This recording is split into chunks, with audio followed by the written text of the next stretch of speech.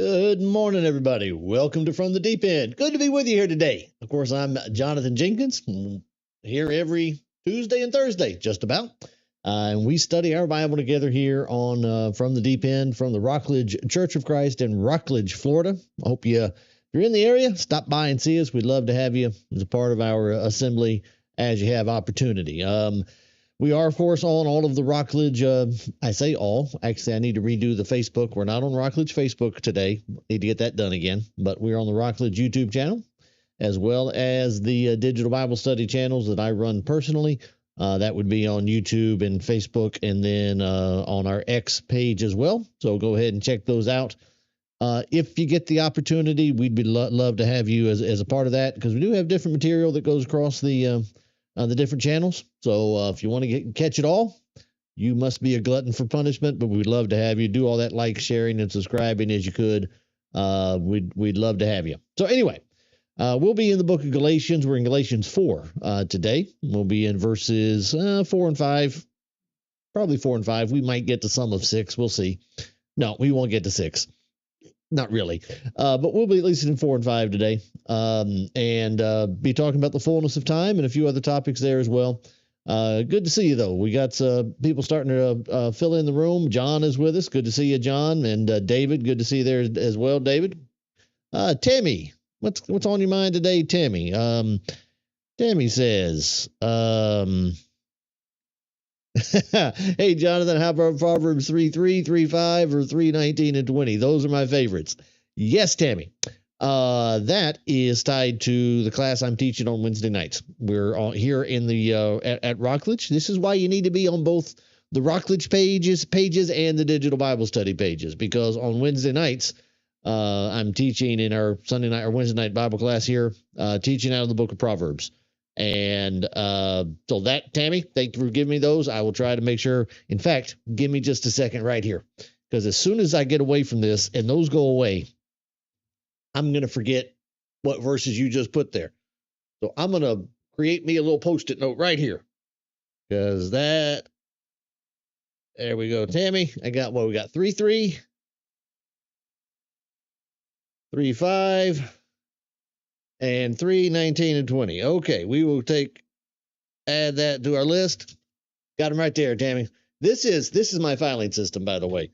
I've got them. Well, here you go. You want all my sermon outlines for like the last, I don't know, however long it is. There's all my sermon outlines. There you go. I got computer equipment and phones and tablets and everything everywhere. There's still nothing better than a Post-it note. If I'm trying to remember to do something, that's how you get things done, man. At least that's how I get things done, because now I can put that somewhere. Bang, I got it.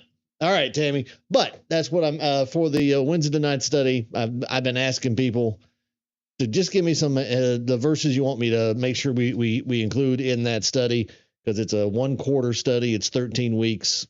Proverbs has got 31 chapters. There's no way on God's green earth I can get through all of the verses in Proverbs. So I'm just looking for some help, some guidance on verses that people want to make sure we get covered. Appreciate you, Tammy, for doing that. Donna, got you in here. Nelson, good to see you. Jimmy, good to have you here as well, brother. That's where we stand. So, and that's what the comment section is for. If you're new to the program, if you're watching it live, I mean, if you're watching it afterwards, that's great, but your comment obviously won't show up there. But if you're watching it live, put all the comments there on the screen so everybody can see them. And it helps me to see them as well, because I try to include your thoughts, your questions, your comments in the study as we go along. So I think that's all of the introductory stuff. Hold on, John just put something in there. What'd you say, John? I was recently gifted a complete set of commentaries by Barclay from a member here. I also got a physical copy of the Fourfold Gospel by McGarvey. Barclay's commentaries. I used them a little bit.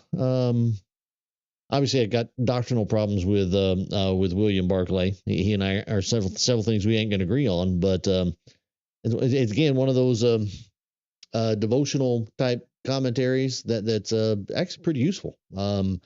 I haven't used them a lot in my life, but I know the times that I've used them, Been a lot of years since I had some Barclay books in front of me.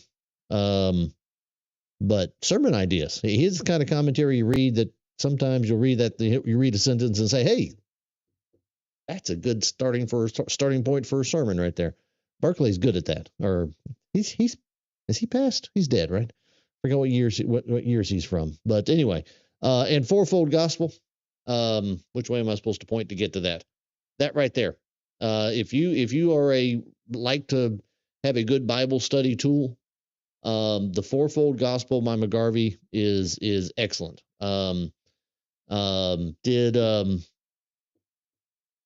Is it just McGarvey? Did Pendleton help with that book?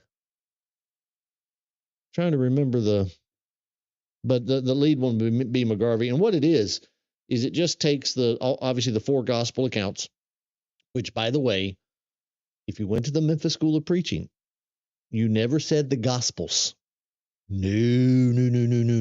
You never say the gospels, because that would imply there is more than one gospel. You say the four gospel accounts, because there's only one gospel. It's kind of a semantic argument, but the instructors, I want to say it was Mosier. I want to say it was Keith Mosier that fussed at you the most when you did it. I could be wrong on that. In my brain, a lot of stuff is Keith Mosier, and it may not be true, but that's how I remember it anyway. But it was always a good point. It was a good training point for preacher students.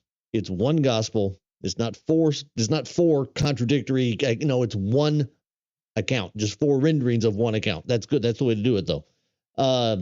Thank you, John down there. John says yes. Pendleton helped. Yeah, that's right. And then John, you're just helping me this morning. I appreciate it. 1907 to 1978. Thank you. I could not. I was thinking that was the case, but I wasn't sure.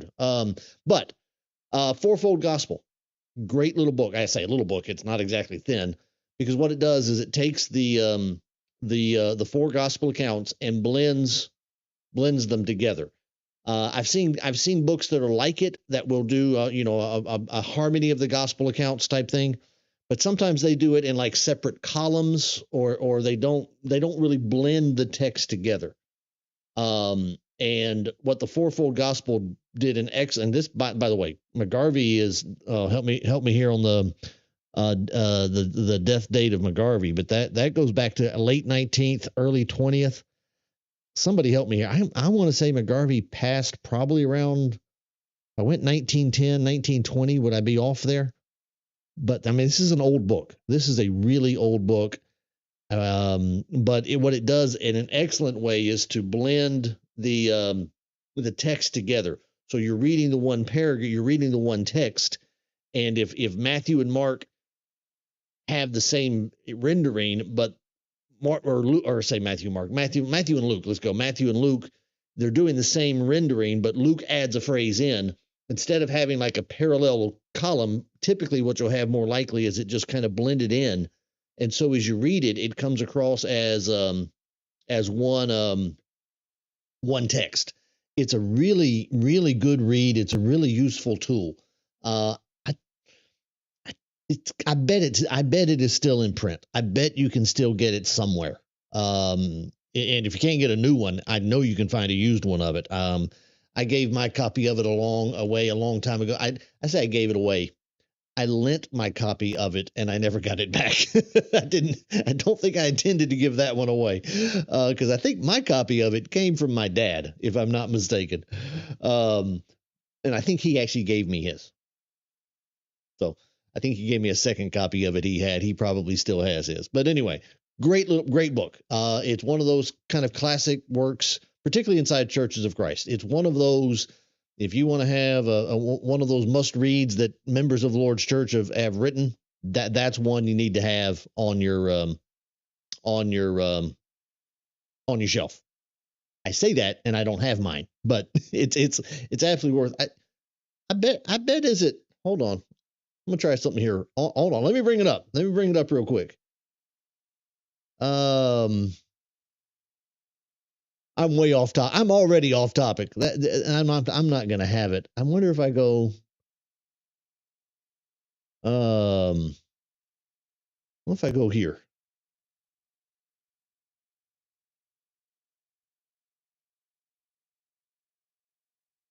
Oh, that's search. That's doing a Bible search. I don't want to do a Bible search. I'd have to reset it. I sorry. This is just doing a. Oh, wait a minute. What about here? How about if I just do books? No, that's still going to be. Does this search the Logos library? No, not. I was just wondering if I was just wondering if the book was available in Logos. I wouldn't be surprised if it is somewhere. But anyway, great book. You need to have a copy of it, you don't need to have a copy of it, but it's one great one to have there, John. Appreciate the comment. McGarvey died 1911. At least I wasn't completely wrong there. So there you go. Arlene, good to see you this morning. Thank you for being here. John says he has it on eSword. Fourfold Gospel is available on eSword. There you go. Do you remember how much, John? Is it because there are some books that are free. Public domain books are often free on eSword. Not all of them. And Fourfold Gospel, unless somebody has reclaimed a copyright, which I don't think they could, because McGarvey's been dead well before. Was that 1927? I think when copyright laws came into being for the U.S. So I think it should be public domain. John, if you happen to know, let me know was it a free download or was there a price on it? That would not be surprising me. But if you, Jimmy, you downloaded eSword, we talked about eSword in the programmer, and I think it was Jimmy said he got it. That's if it's free, but actually if it's not free, it's still worth having. But Fourfold Gospel, good book to have, useful tool. All right. Hey, and John's got it right there with a link. John, man, you just helping me all the way around this morning. Appreciate it. There you go. McGarvey Pendleton, Fourfold Gospel. There you go. Available. John, I got to get to the class here, but no comment, no update from my dad on it. I hadn't talked to him about that specifically in at least a couple of months, but my dad's pushing 86 this year. He's about to turn 86 in 2 weeks, or not 2 weeks, 2 months. Come on, Dad. If you're out there watching, 86, you got less days in front of you than you have behind you at 86. Probably that's true for me at 54, but come on, man. Come on. There you go. Let's go. Hey, Jimmy, I said you don't see it. I'm assuming Edward means eSword. And that may be voice to text type thing. John put the link. Oh, y'all are on different platforms. I'm not sure if that goes from, because John posted it on the Facebook page. I'm assuming the Digital Bible Study Facebook page. And Jimmy, my guess is that you are watching this on the Rockledge YouTube page. So I'm not sure if that transfers into your actual chat section, but right there, Jimmy, if you can't find it elsewhere, there's the link right there to get you to the book that we were talking about, and it should be a free download to eSword. Okay, so there you go. Let's go ahead and get to our study this morning. So we were in Galatians chapter 4. We wrapped up as much as I'm going to. I say wrapped it up. I stopped it because we were running out of time. Our talk about the elementary principles of the world in verse number 3. I'm not going to go back to that at length at all today, at least not intentionally, because lo and behold, we're going to come back to it when we get down here to verse number 9. So we've covered that material at length in previous episodes. We covered it at length on Tuesday, and we're going to. Well, actually, this may be a little while because, real quick again, let me go back to the full screen video just real quick. Okay, because I need to pull this up so I can see it, not so y'all can see it, so I can see it. All right, today is the 29th. Next week, the 3rd Tuesday, I'll be here, but I'm heading out of town on the 5th. Actually, I leave that morning. I've got a gospel meeting. I'm preaching up in Newport News, Virginia. Up where Greg Dismuke preaches. So you Digital Bible Studies will know Greg. Actually, you Rockledge members are about to know Greg if you don't yet, because he's coming down here to do a meeting for us in October this year. So Greg is, we're getting the better prize than Greg is. Okay. Greg is, if you want somebody to stand in your pulpit and preach, Greg is better. He's better than I am all day long. Always has been, always will be. He's just one of those guys, when you listen to him talk, you just want to keep listening to him. He is amazing. And we're getting the better deal. I'm going up there. He's coming down here. We're winning this one. Okay. But so I'll be up with the church up there, that weekend, the 5th, 6th, 7th, 8th. So I will be gone on the 5th. So next week, only one class. This time next week, no class here. And then actually the next week, Julie and I are actually going to take some vacation time. I haven't taken any time off other than a day here or there. I haven't taken any time off.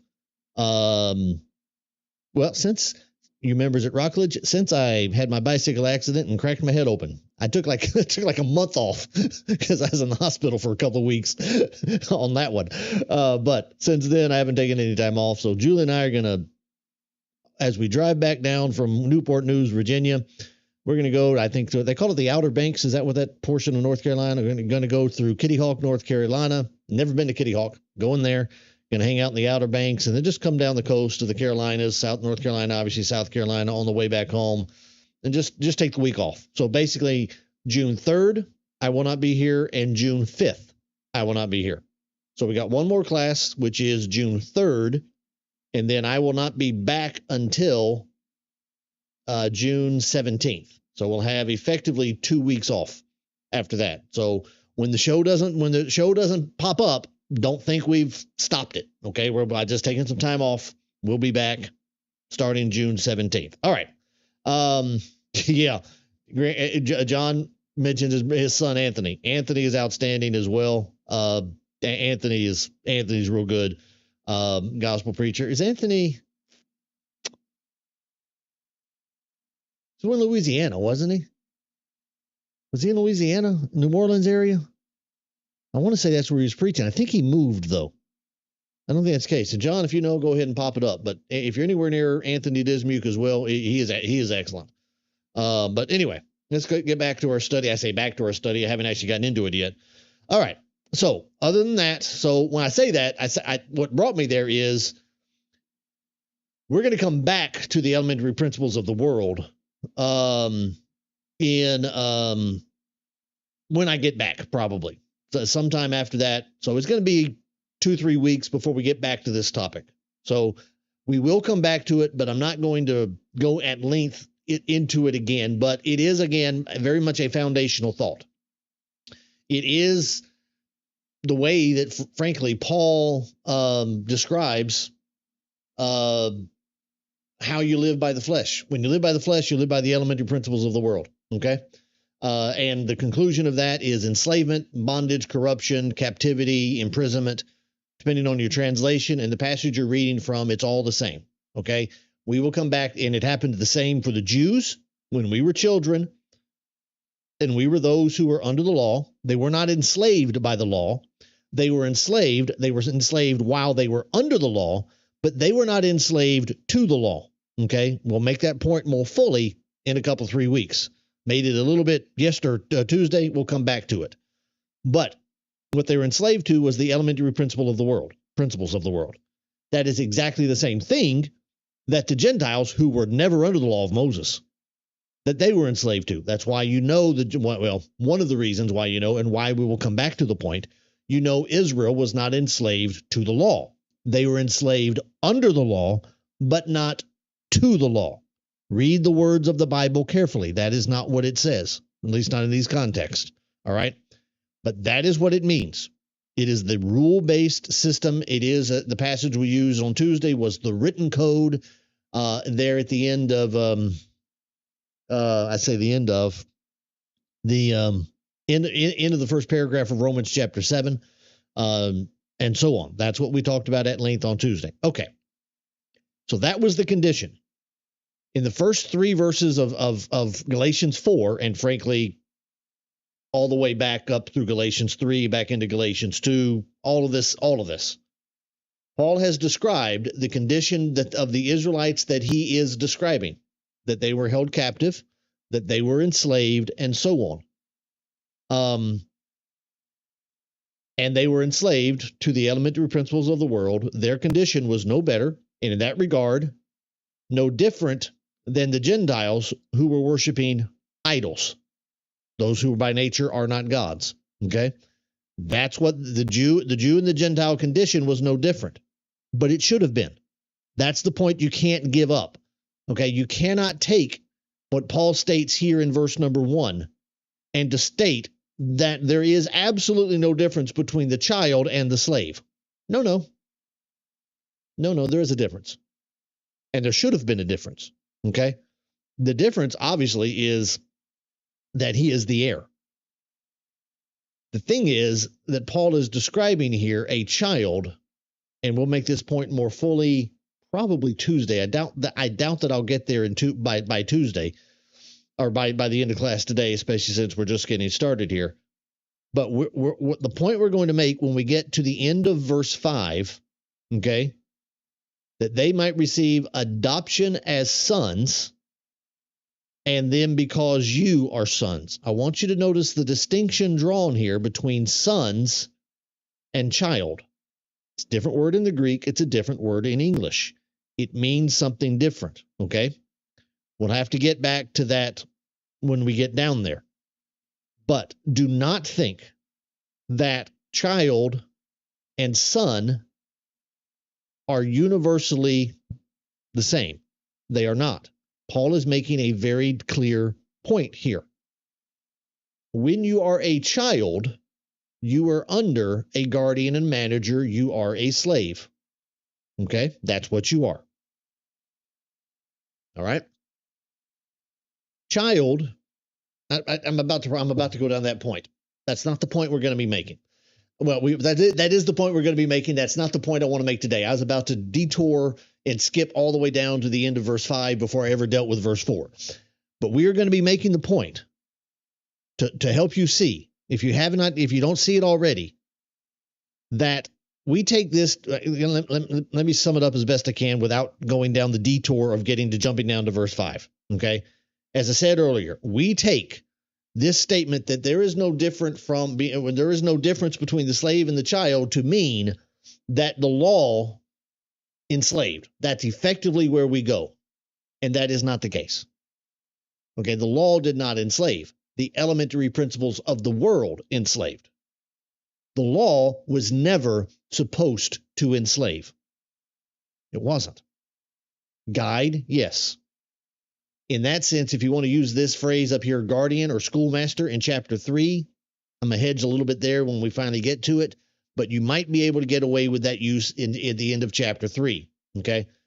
But it did not. It should have not enslaved. It should have given life. It should have given righteousness. It should have been a light and a lamp to your feet and your path. Psalm 119, 105, right? Should have done that. Not enslave you. It should have given you light and a path. That's what it should have done. But when you followed it according to the elementary principles of the world by the written code, it did enslave. Because every system of religion, every system of judgment brings enslavement throughout the history of the world. That's the point. All right? Now, the people that were bringing that, the people that brought the elementary principles of the world to the law of Moses in the time of Jesus were the Pharisees. That's where we wrapped it up on Tuesday. All right? That's as much as I'm going back to it because I need to move on to the next point. But that's where we'll go. We need to finish that point and really really talk about it at more length as it applies to the Gentiles here in the next paragraph. You have to get it.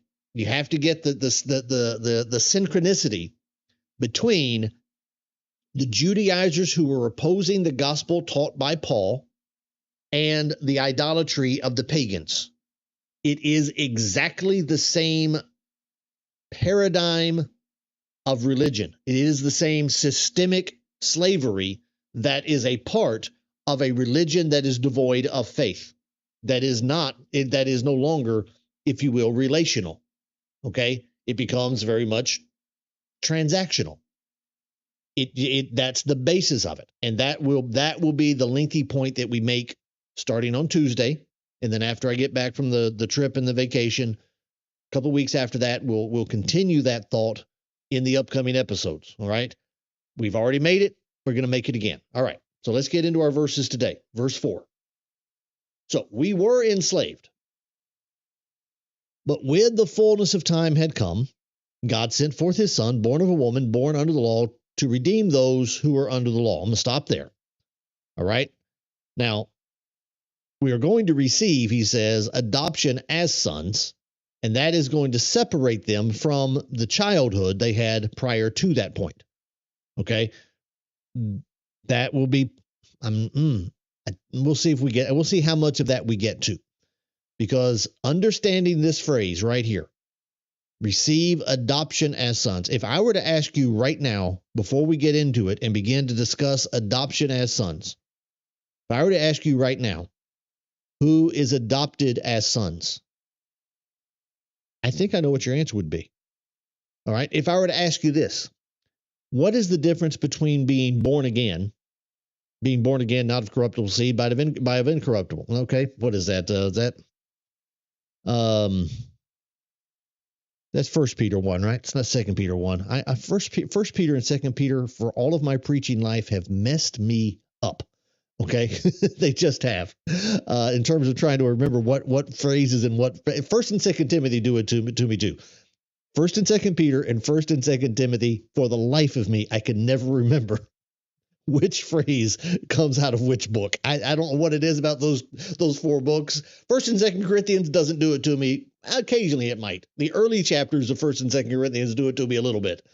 But 1 and 2 Thessalonians don't do it to me. 1 and 2 Timothy, 1 and 2 Peter. Drive me nuts. Okay. But there it is. Hey, I got it right. It is 1 Peter. Then I couldn't find the verse. Since you have been born again, not of perishable seed, but of imperishable, through the living and abiding word of God. There you go. Okay. Being born again, not of corruptible seed, the ESV, perishable seed, but of imperishable. King James, I believe, is corruptible, incorruptible. That's the way I memorized it. That's the way I quote it. All right. What's the difference? Is there a difference between being born again? That's 1 Peter. Okay. Is there a difference between that and being adopted as sons? Okay. There you go. That's your homework for the rest of the class. I'm not sure if we'll get all the way down there. I hope we do. I at least want to introduce the thought before we wrap up the class today. Okay. But there's your homework. Before we get down there, is there a difference between being born again and being adopted? My guess is your answer is going to be no, there's no difference. Because when I hear people talk about it, I hear Christians today saying, well, I'm born again. And then I hear Christians talk about being adopted. And when I hear them talk about it, I'm not saying you're not. I'm not trying to tell you, yeah, there's got to be distinction there. And so, not yet. I'll let you see where we're going to go when we get there. Okay. But when I hear them talk about it, when I hear people use that terminology, I can't tell that they're giving me any difference. Is there a difference? Is there a distinction? Is there something special about being adopted before, at the same time, after? What's the sequence? What is the connection? What is it? Okay. Well, what is the connection? What is the distinction? Okay. That's your homework for the rest of the class. Now, before we get to the homework, to answer the homework, let's deal with the first part. All right. Well, actually not. Let's deal with the middle part of the verse. Okay. God sent forth his son. Obviously, that's Jesus. Nothing hard there. Born of woman. Again, virgin birth. Go back to Genesis chapter 3. Nothing complex there. Well, there's a lot of complex there, but in terms of the point that Paul is making, not complex. Born under the law. Okay, throughout this study, I've been making the connection between Galatians and Romans. Okay, let's make it here. Okay, born of a woman, born under the law. Okay, that's exactly where he starts in Romans chapter 8. By sending his own son in the likeness of sinful flesh and for sin, condemn sin in the flesh in order that the righteous requirement of the law might be fulfilled in us. Okay, I'm not going to elaborate on that yet. I'm not sure when I will, but I'm not going to do that yet. But what I want you to see, what I want you to see is that Romans 8, verse 3 and 4 is the same verse, same point, same argument that Paul is making over here in Galatians 4. That is what he is establishing. He is establishing the humanity, but also obviously the Jewishness. He is a Jew, but he is establishing the connection to the law of Moses. That's what he is doing. All right? I said I wasn't going to elaborate on it. I guess I am about to be a little bit. Okay? Because he sent his own son, okay, which is what Galatians says. He sent forth his son. Now here he says born of woman. Why? It is interesting that here he says born of woman. Okay? And in Romans he says he sent him in the likeness of sinful flesh. Well, Jonathan, you were just making the case that you are, yeah, I am. I am exactly making that case.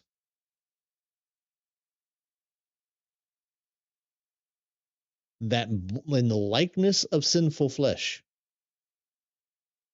is the same statement as being born of woman. How? Why? Wonder what the connection there could be. I wasn't planning to go here yet. This is what happens when I go off my own little half-written script. That's actually the problem, is my scripts are always about half-written about what I'm going to do. Is it John 8 that I want?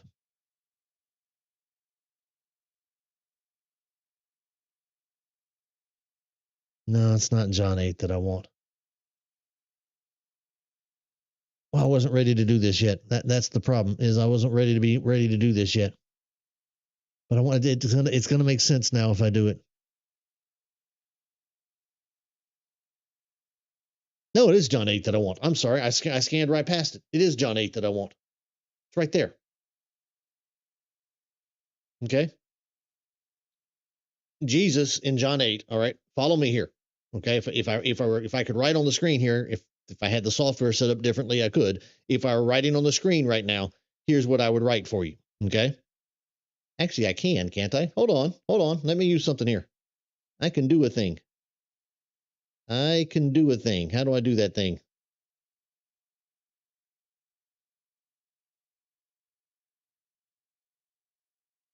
That's not it. Hold on. Give me a second.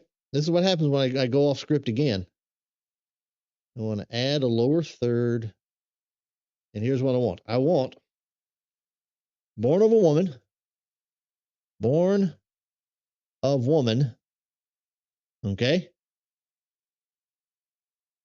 Equals likeness of sinful flesh. How about that? Does that work? That's oh, I clicked on the wrong one. Aha. There we go. Aha, I did a thing. Took me a minute. Been a while since I used that feature. I used Restream to do all the frames and stuff. Did it. I did it. There you go. That's what I wanted right there. That's what we're going to be talking about here for the next few minutes. We might have to do this more often. I have now a bullet point. You can actually know what I'm talking about now. How about that? There we go. All right. Why would I say those two things are the same? Well, obviously Mary's not sinful. I mean, no more than anybody else is. If you're a Catholic, she's perfect and she has to be all the way through eternity. That's not biblical.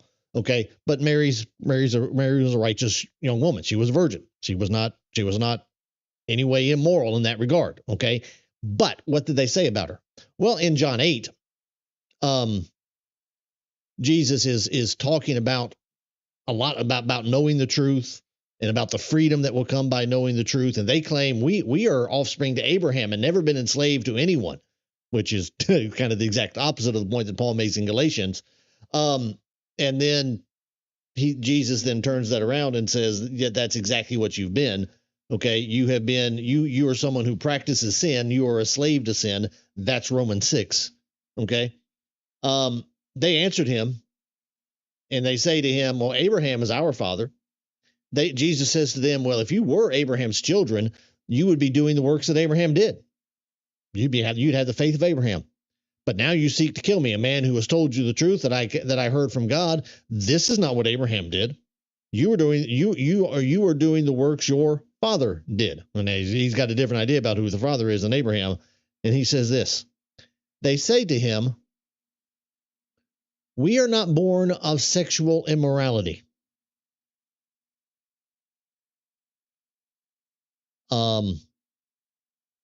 Okay.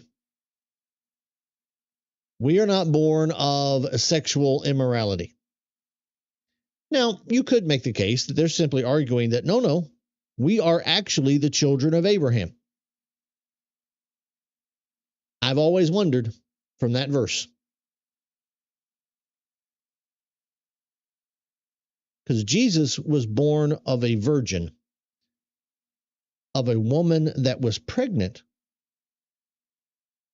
before she was married. Well, she was betrothed, which legally is a marriage, but Joseph and Mary obviously had not consummated that relationship. In Jewish understandings, guess what they're effectively saying here? If I'm right in my speculation that they're going beyond just that.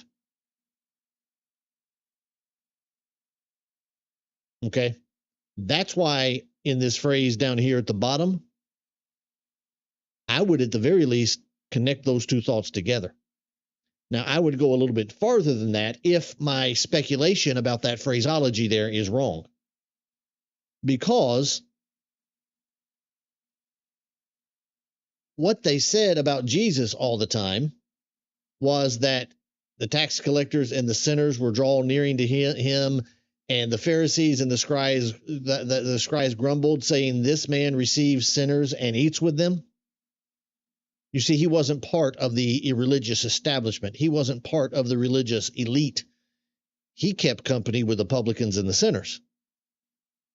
Okay, that's who he kept company with. That would be the nature of it. Okay? That would be the argument. Further, you go back into the statement about the birth of Jesus. He went and he lived in a city called Nazareth, so that was spoken by the prophets might be fulfilled, that he might be called a Nazarene. Okay? And that was the idea. Well, he's from Nazareth. Can anything good come out of Nazareth? Let's just see if I've got the reference here. Yeah. That's their mentality. Can anything good come out of Nazareth? So if you're a Pharisee, what is he? Well, he was born of a virgin, so they claim that would be the Pharisees' take on it. I'm sure if my speculation is wrong about that verse, it's probably, what did you say? I think John just commented on it there. I got several comments in there I hadn't gotten to yet. What did you say there, John? I think they are saying, it is John. They're saying that he was a child born of marriage. They're implying Jesus was conceived sinfully, which was not the case. Which is not the case, of course. So that would be in line with what I was speculating. Yeah. John says that outside of marriage. I think that's what he's. I think that's the take there. Does it demand that? No, because the simplest statement would be they are actually trying to reaffirm their sonship to Abraham. We are not Gentiles. We weren't born from sexual immorality. We're Jews being born by Jews. But I think it's deeper than that, because there's no way, as he's born in Bethlehem out of Nazareth, the son of a carpenter, keeps company with publicans and sinners, and there's this Mary who is nobody special, and lo and behold, we're supposed to believe she's born of a virgin. I guarantee you the Sadducees and their materialistic view did not believe in a virgin birth. My point being that back to the transition that I want to make here is, I personally think, I cannot definitively prove this, but I think, you hear me on this. This is my conclusion. I cannot prove it. But I think those two phrases in Galatians 4 and Romans 8 are identical. Paul is effectively making the same point because the people that he's arguing against, let's go back to John 8 for a second. Go back to John 8. Oh, that's Luke 15. That is Luke 15. Go back to John 8. Yeah, there we are. And lo and behold, who's he talking to? Well, he's talking to the Pharisees. That's who he's talking to. We get all the way down here to our verse. Does it mention the Pharisees directly again? No, but that's who he's talking to from earlier in the chapter. Okay. He's talking to the Pharisees. Well, guess who Paul is arguing with in Galatians 4 and in Romans 8? The Pharisees. All right. And so the very people who denied his divinity, and so therefore in the passage that we have here, I think we're making an accusation about his birth, the holiness of his birth. What Paul effectively has done here, and this is the connection that I make. For what it's worth, it's the connection that I make here. What Paul has done here. Let me ask it this way, okay? Take that speculation on those two phrases for what it's worth, okay? I can't definitively prove it. I don't have the verse which says this is the one that makes it true. But I ask you, why does he include this phrase in Galatians 4? I guess that's part of where my brain starts trying to work this through. Why is that phrase there? Because he could have simply said, to make the same doctrinal point, could he have not said, God sent forth his son, born under the law, to redeem those who are under the law? Because those are the critical elements. That Jesus was under the law, he was redeeming the law, or redeeming those who are under the law, and he is the Son of God. Yeah. Every doctrinal truth you need. We have an affirmation of his divinity. We have an affirmation of his Jewishness, that he was born under the law, and we have a statement of the fulfillment of what he is doing under the law. Every point that Paul needs to make in a doctrinal construct is done right there. But Paul and the Holy Spirit put those three words in the text for a reason.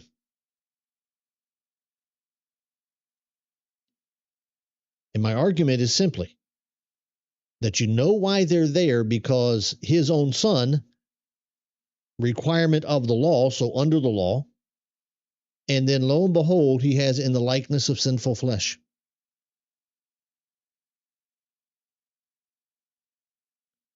So I would ask, why is that phrase there? Now, if I were studying Romans 8 with you, we'd have a longer discussion about what that means. It's not Calvinistic. He doesn't say he sent him in sinful flesh. He says he sent him in the likeness of sinful flesh, which would take us right back to being a Nazarene, being the son of a carpenter, and so on. He's not an aristocrat. He's not nobility. He's one of the publicans and the sinners in the mind of the aristocracy of the Sadducees and the religious zealotry of the Pharisees. That's the meaning of that phrase there. And that's my argument here. That the Judaizers who are trying to make sure that you, going back up here in Galatians 3, are made perfect by the flesh, guess what they have? They're doing that, by the way, to Christians. These are not people denying Jesus. These are not people denying the gospel. What they are saying is that the gospel is built upon the foundation of the law of Moses, right? That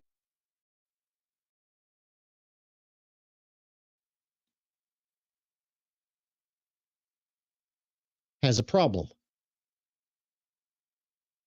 Because, and this is where the speculation of John 8 comes in, is that being born of woman is a problem.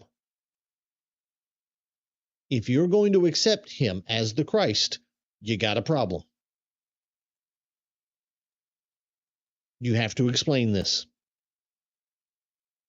which give the appearance of having come in the likeness of sinful flesh. Okay, so you got a problem there. You got to deal with it somehow. Not sure how you're going to deal with it. Not as a Pharisee, anyway. Okay, that's the connection that I would make there. All right. So he sent forth a son, born of a woman, born under the law, to redeem those who are under the law. All right. There is the fullness of the thought then. To redeem those who are under the law. All right. I'm going to stop at this portion of this text right now for at least a few minutes, because everything we just talked about, the reason for that phrase right there, being born of woman, okay? The reason for that phrase right there is because Paul is effectively taking a shot right at the Judaizers. He is taking a shot right at the Judaizing teachers, which is going to be tied directly, because that's what comes next, so that, okay, we might receive adoption as sons. All right? That's the direction you're going to be going there in just a few minutes. All right? But I want to go back, because we haven't dealt with this first phrase, and it is, again, well, every phrase in your Bible basically is significant, but in terms of understanding the point that Paul is making, here is a very significant phrase. When the fullness of time had come. All right? What on earth does that phrase mean? The fullness of time.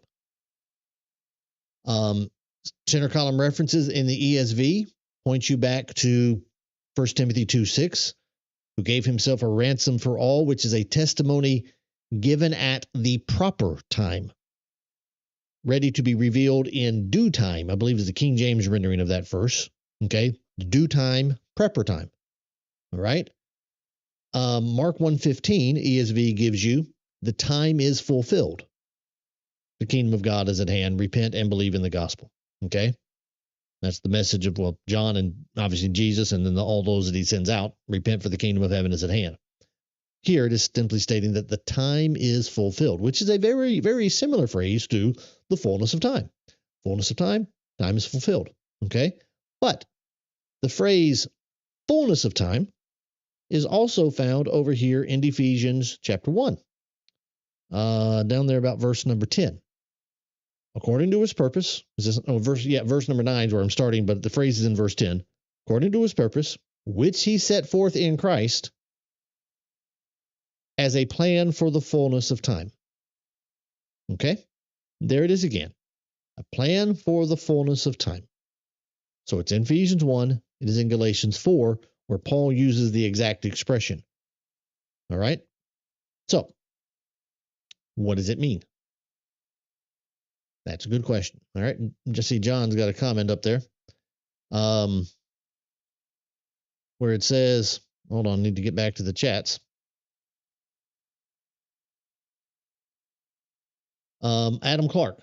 Adam Clark's old commentary. That goes back a lot of years. That's, when Clark lived? 1800? 1800, I think. It got to be 1800. The time which God in his infinite wisdom counted best, in which all his counsels were filled up, the time and the time which his spirit by the prophets had specified, the time which he intended the Mosaic institution should extend, the time to which he intended the Mosaic institution should extend, and beyond which they should be of no avail. Okay? So that's Adam Clark's take on it. It is interesting that the phrase here is had come. That's why it's highlighted in green. Okay? That is, in Greek, an aorist tense. It's a past tense, as we would typically say it. Aorist is not exactly past tense, but for our purposes, the easiest way to understand it, English, it's close to the English past tense. Good enough for what we're doing here. Really describes a completed action. But that's the point. It has been completed. The fullness of time had come. Okay? Meaning that when Jesus arrived, the fullness of time had arrived. It had come. Okay? What is it, though? Now, when I was in school, one of my schools, probably Memphis or Freed, I don't remember which exactly, but I've heard this in several places, so nothing direct about either school. I've heard it often stated somewhere along the lines of, well, close to what John has quoted Clark here, by which all of his counsels have been filled up. Okay. So as people have tried to explain why was the timing of the birth of Jesus ready to be the fullness of time? How do you explain that? Well, I've heard people say that the Assyrian Empire was necessary because the Assyrian Empire captured the northern kingdom, the 10 northern tribes. And the Assyrians, when they captured people, did not tend to group people together. They didn't like put all of the Edomites in one block or all of the Israelites in one block so they could keep track of them all. No, the Assyrians separated everybody out. So they spread out the people throughout their entirety of their empire, so that I largely the way I've heard it described is so that you wouldn't have large groups of people of one nation that might one day rebel. They spread them out. All right. Now, in terms of fullness of time, I had one professor, I don't remember who, somebody, and I've heard others say it too, that the scattering, the dispersion that took place starting in 721 BC, when Assyria scattered the northern tribes throughout their empire, led to ultimately Jewish communities all throughout the ancient world. And those Jewish communities in time, particularly during the intertestament period, began to build synagogues in all of those cities. So as James would say in talking about the inclusion of the Gentiles in the church and why the Gentiles needed to be careful about some of their conduct. I need to go to Acts 15. Notice what James says. He says, what verse is that? Here it is, verse 21. For from ancient generations, Moses has had in every city those who proclaim him, for he is read in every Sabbath in every synagogue.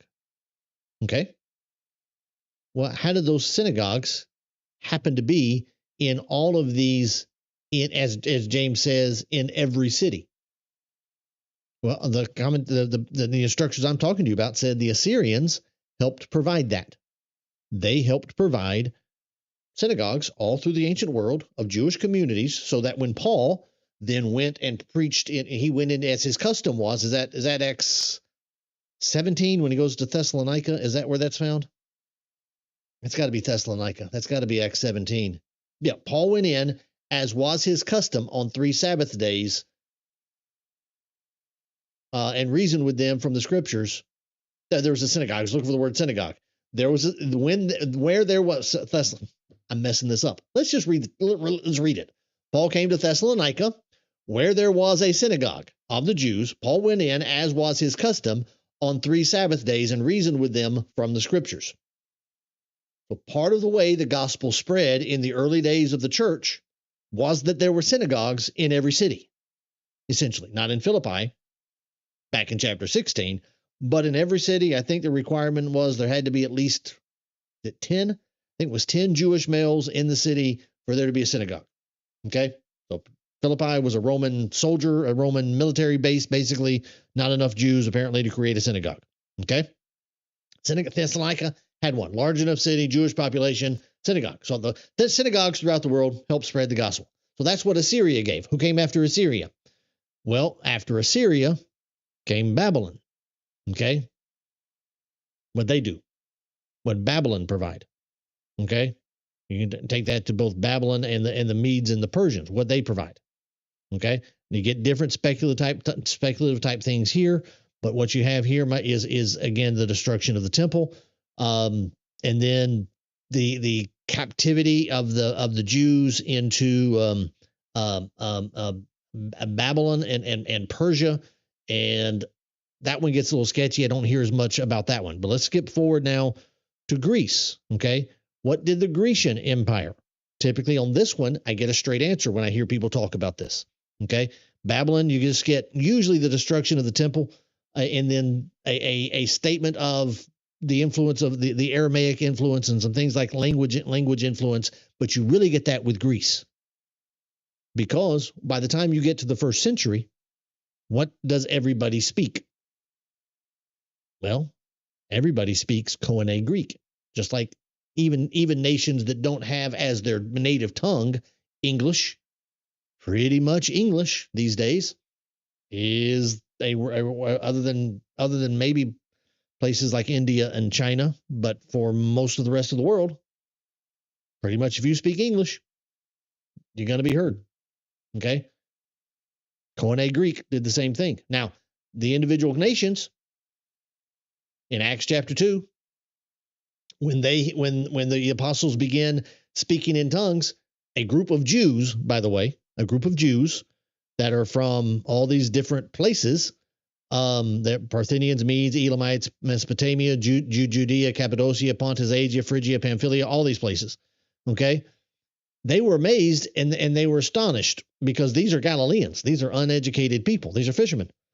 And we are hearing them speak in our own language.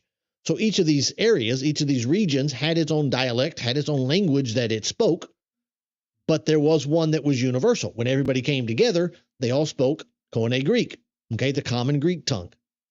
So where'd that come from? Well, obviously it came to maturity, at least under Greece, okay? So by the time you get to the first century, you have all of the synagogues spread out, and you have a common language that everybody could speak. But now, in the days of Jesus, you actually have the Roman Empire. What did they provide? Well, you have now one ruling nation effectively all over the biblical world. And so Rome had the military presence that it needed. There was largely then peace in all of these different areas and regions. Rome was very good at creating that structure and that organization. I mean, there's still roads and aqueducts from the early Roman Empire that are still visible and to some degree functional in our world today. They were present, so you could travel across the Mediterranean Sea. You could go down all the different pathways, the Ignatian Way and all that to get across the Roman Empire. The apostles who had to go into all the world and preach the gospel to every nation. You had one currency, you had one rule of law, you had good travel, and so on. And so people will talk about the fullness of time in those regards. Okay, that's a long way of going through it. I give it to you because there's benefit to it. That is a very common view about the fullness of time. Okay? Now, while everything I just said, to the degree that I did it well, everything that I just said is truth about what happened, what God, the plan of God, the counsel, the wisdom of God, the providence of God, whatever you want to call it. God put in place everything he needed so that the world itself was prepared for Jesus to come. Is that what that phrase means? Is that what that phrase means? Okay.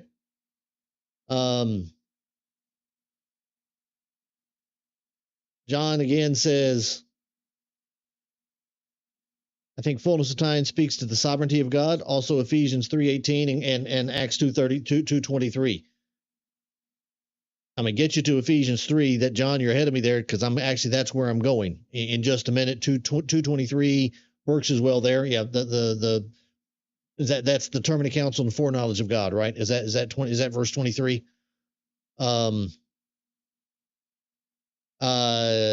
Definite plan and foreknowledge of God. Okay, same phrase. Okay, but yeah, that's fullness of time right there. Okay, now hang on a second, because I want to get. I'm not ready to get to chapter 3 of Ephesians yet. I want to do something else. Because in the religious world today, you got to have an explanation for fullness of time. Let's see what our I didn't use our commentator. Wonder what he says about it. This commentary set that we keep referring to. Um, um,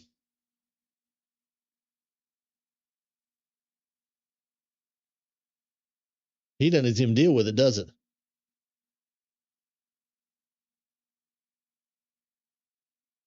He doesn't even deal with it. He chose the time. This time was when okay, this time was when the Roman civilization brought peace and a road system. So he touches on it a little bit, which facilitated travel. Oh, well, he actually does deal with it. When Grecian civilization provided a language which adopted as the lingua franca of the empire, when the Jews had proclaimed monotheism and the Messianic hope in the synagogues in the Mediterranean world. So he takes the same position on it that some of my instructors did. Okay. He doesn't mention Assyria, but he gets the synagogues there. You could tie that, I guess, to a degree, Babylon and Persia as well, but not as well. That he does exactly the same thing. All right. So there you go. All right. I wonder. Give me a second here. I was just trying to think about what does I'm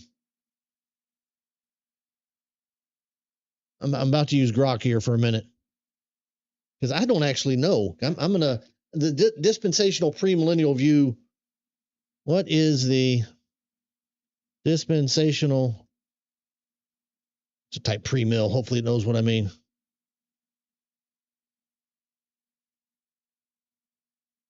On the fullness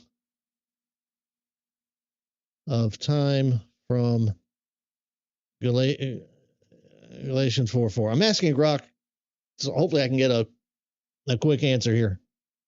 Because I don't actually know what they say about it.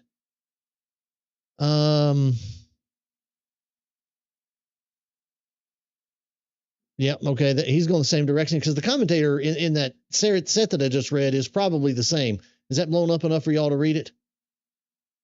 Because they go, he goes the historical context, Roman, Greek, Jewish expectation.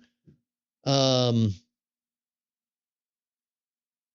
this is the point that I'm questioning. Premillennial connection in premillennialism. Christ's first coming in the fullness of time is seen as the foundation for his future return to establish the millennial kingdom. The same precision in God's timing for the first advent is expected for the second advent. See, that's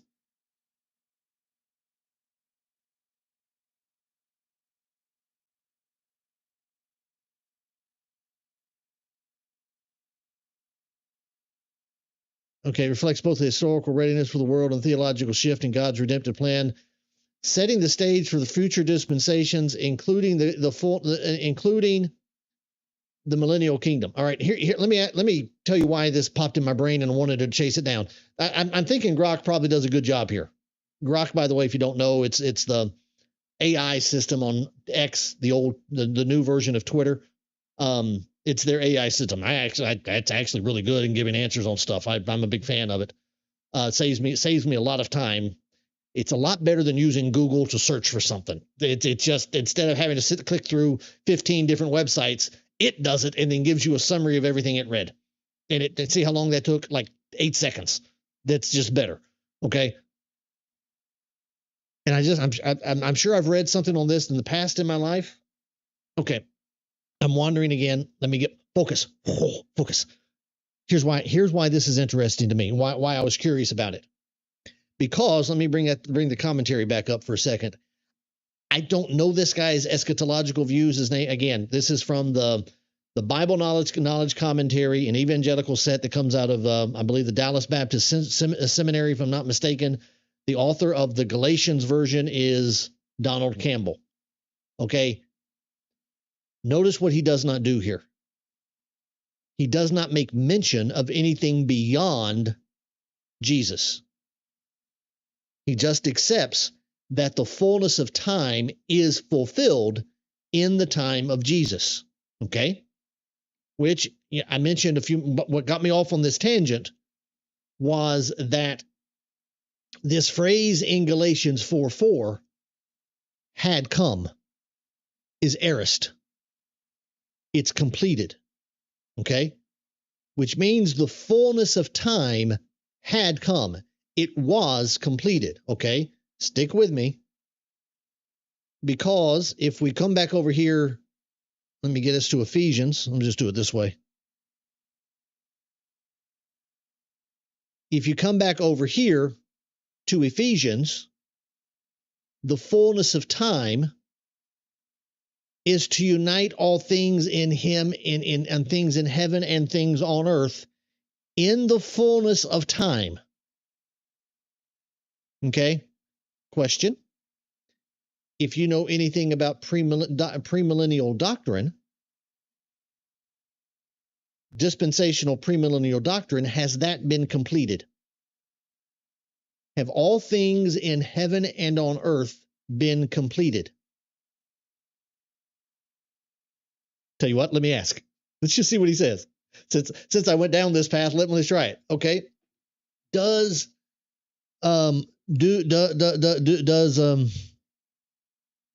dispensationalists believe that, as Ephesians 1:10 and 11, I mistyped Ephesians there, says that the fullness of time would unite all things in heaven and earth? Do they believe that has happened? The answer to this should be no. It's just interesting how Grok says it. That's a bad type.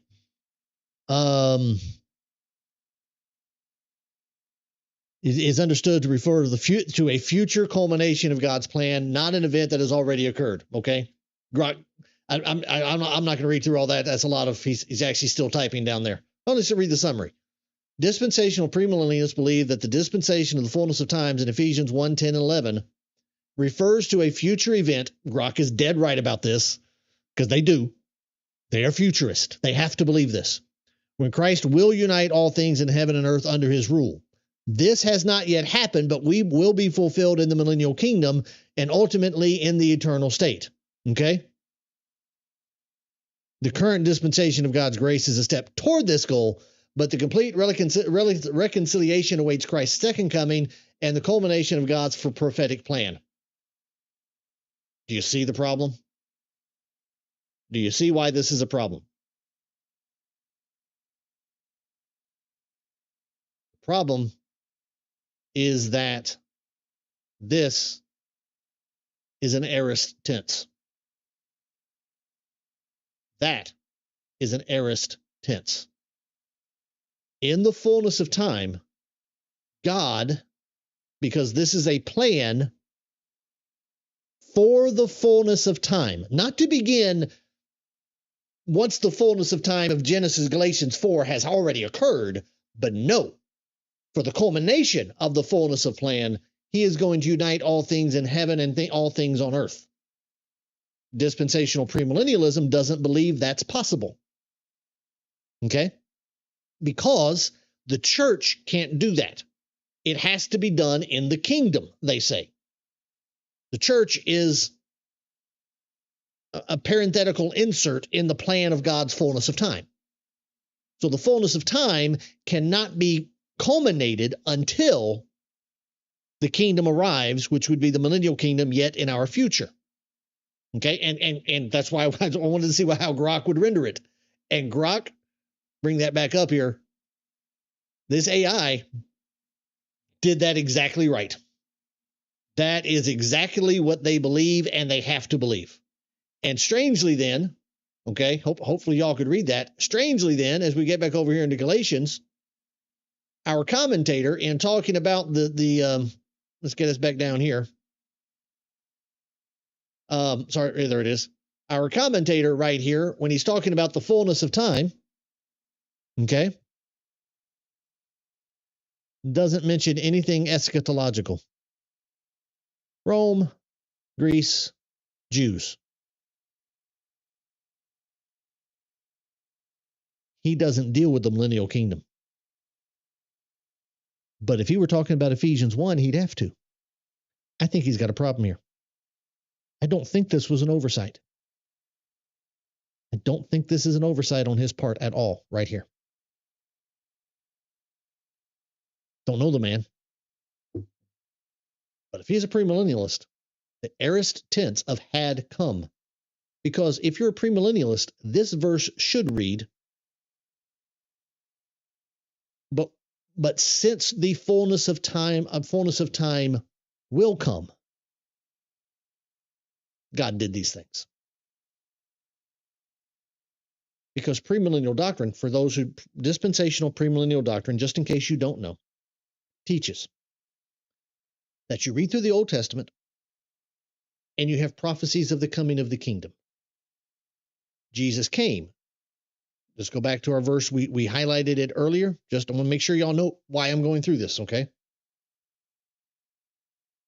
Jesus came, John came, Jesus came, and they began to preach, okay?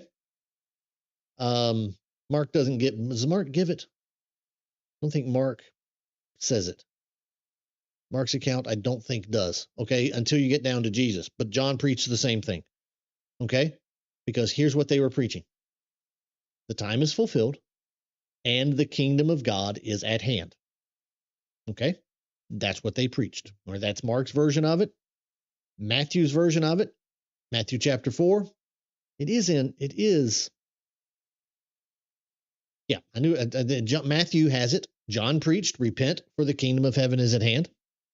Jesus, when he begins his earthly ministry, after his temptation with the devil, says, you need to repent, for the kingdom of heaven is at hand. As he sends out the disciples, the 70 and the 12, guess what they preached? Repent, for the kingdom of heaven is at hand. 84 people walked around for 3.5 years, a little bit more than that with John's ministry, teaching that the kingdom of heaven was at hand. Premillennial doctrine says because the Jews, okay, they would go to a passage like John 1, where it says he came into his own and his own received him not. Is that not verse 12? In my brain, that was verse 12. All who did believe him, all who did receive him. There it is. It's verse 11. It's right there in front of me. In my head, I had it in verse 12 and it just messed me up. It's in verse 11. He came into his own and his own people did not receive him.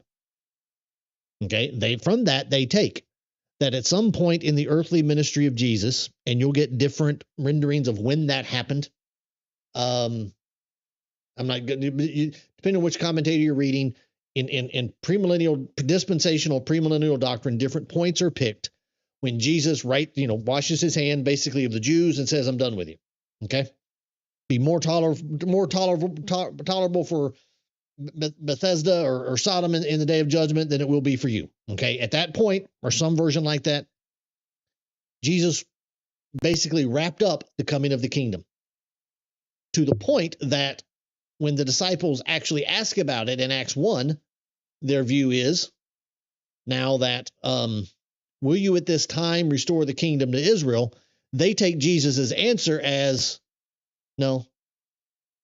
It's not for you to know the times or the seasons, by which Jesus actually means you're not going to see the kingdom come until at least at this point, 2,000 years from now, minimum, because it ain't here yet. Okay? So that's their doctrine. So the church was added as a parenthetical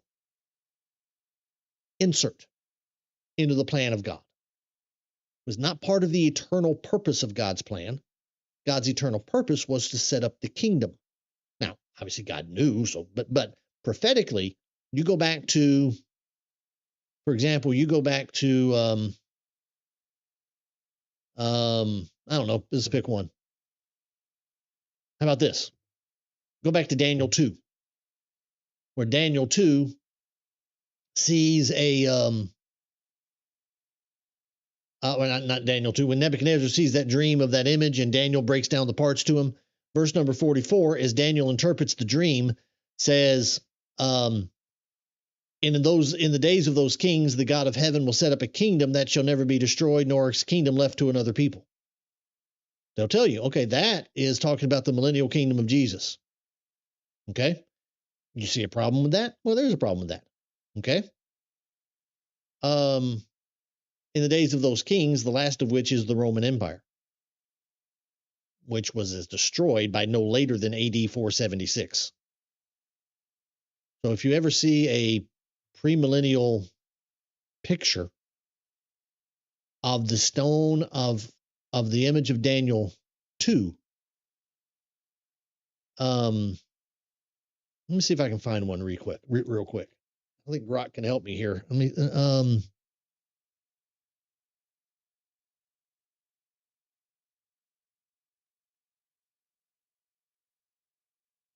Let's see if I can find one. I'm not sure I'm going to be able to find one.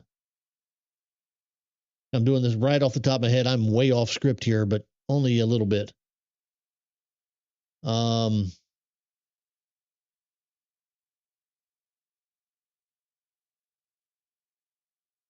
Nope, that one's not even in English.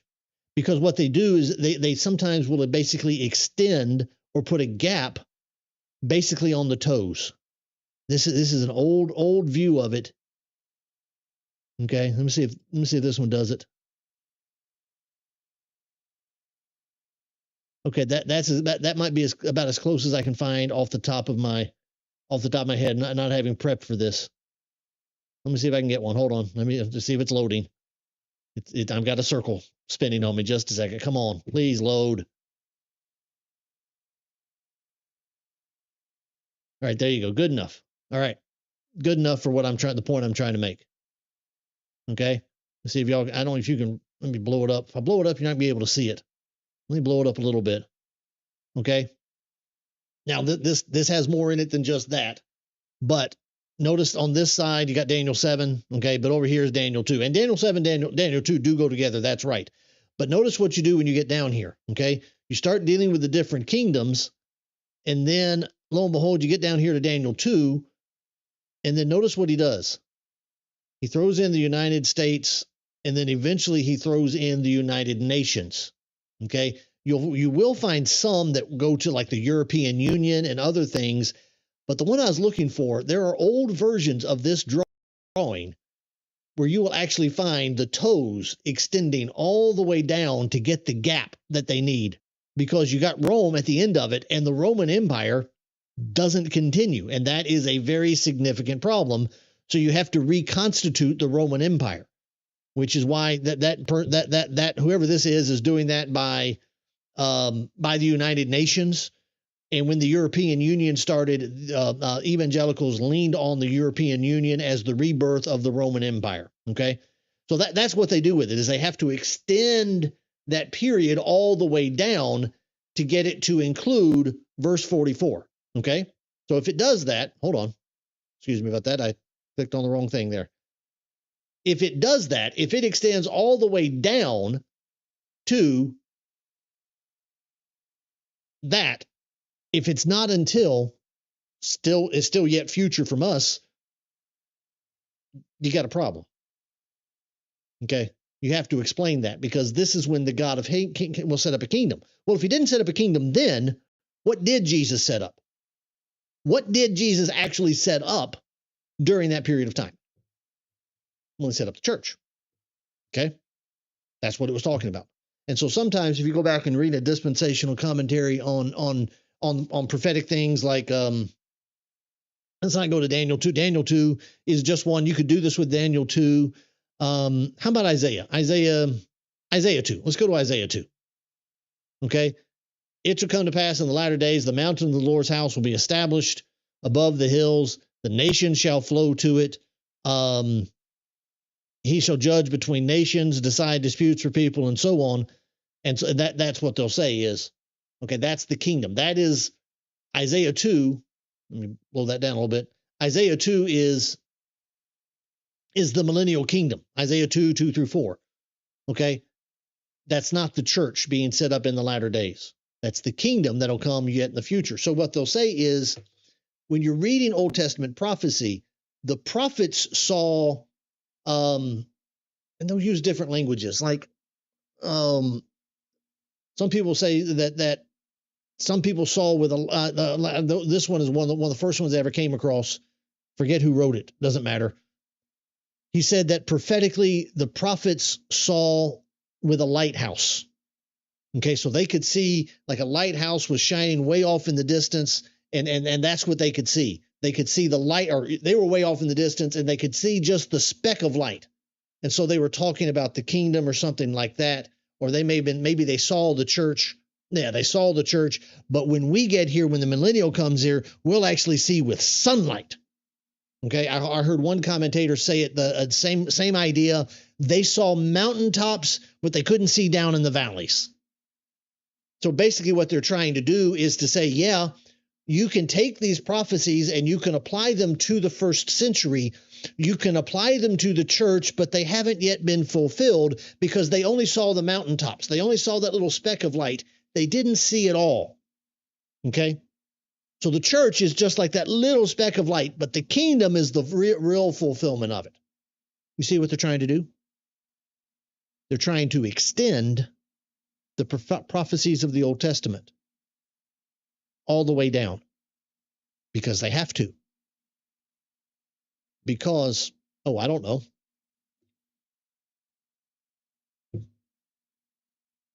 Sometimes you read through a prophet, you read through an event in the New Testament. The kingdom is supposed to be set up in the latter days or in the last days, to use the New Testament language. And then lo and behold, in the last days, I will pour out my spirit upon all flesh. Peter says, he begins his sermon in Acts 2 with that. And he says, this was what was uttered through the prophet Joel. In the last days. Well, in the last days, the latter days, ESV is rendering, God will set up his kingdom that all nations will flow unto, and he'll make judgments. Well, this would suggest that Peter is applying Joel 2, and so therefore Isaiah 2, and so therefore Daniel 2 to Acts 2, which he is. But that would 100% completely and forever undermine all dispensational premillennialism. So they have to extend those prophecies. The church sees the mountaintops. It's only the kingdoms that will see it all. Not full light, a little bit of light, full light when the kingdom comes. Some version, some metaphors, how they explain it. Your commentator that you're reading may give a different rendering of it. It's been a long time since I spending a lot of time reading their commentaries, frankly. But that's what they do with it. They have to stretch and divide it, okay? They do the same thing, by the way, in Daniel 9.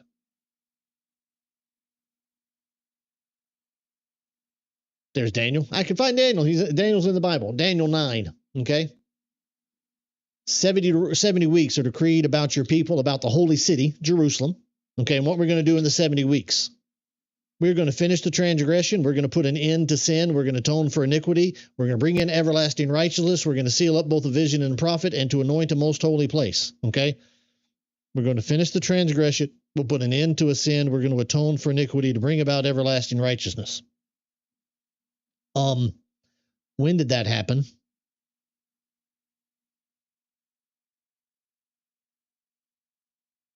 See, the easy answer to that is the death, burial, and the resurrection of Jesus, because that Zechariah calls that when the fountain for sin and uncleanness would be opened. Because that's exactly what that is. But we got a problem. This 70 weeks is decreed about the holy city. What's the holy city? That's easy. That's Jerusalem. All through the Old Testament, the holy city is Jerusalem. At least once they get to Jerusalem, that's the holy city. You read just about any commentary. Let's do it. Am I in the right one? I've never read this. I've never even opened this book.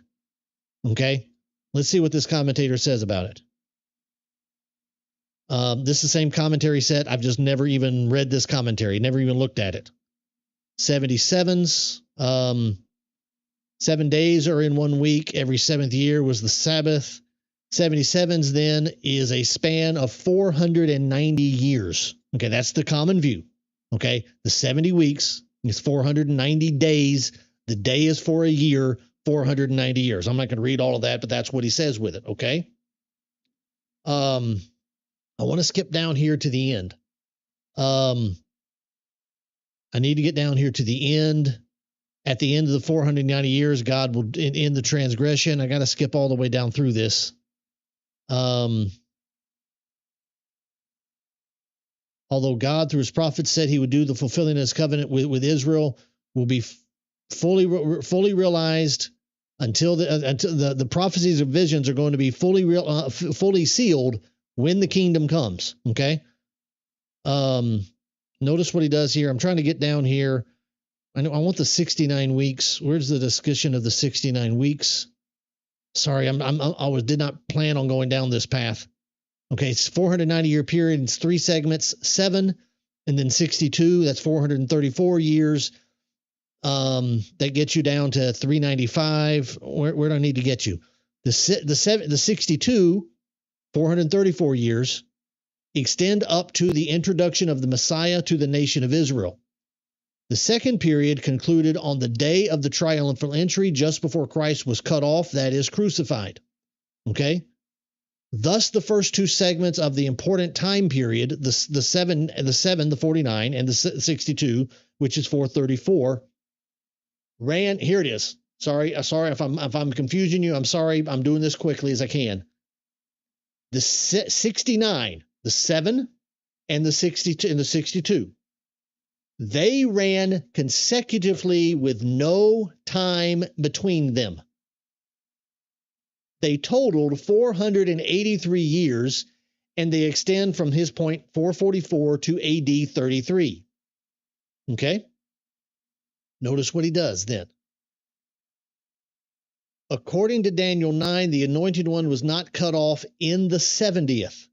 He was cut off after 69 had run their course. This means that there is an interval between the 69th and the 70th week. You know why? Because we got to get all the way down to at least 2025. Okay? That's the point I'm trying to make. They extend the toes of the Roman Empire in their pictures on Daniel 2. They also put a gap between 69 and 70, not just like a year or two gap. No. They put a gap now of, let's just call it AD 25. That'll make my math easier because it's 2025. They put a gap of a minimum of 2,000 years. Why? Why am I bothering to go through all of that? Why?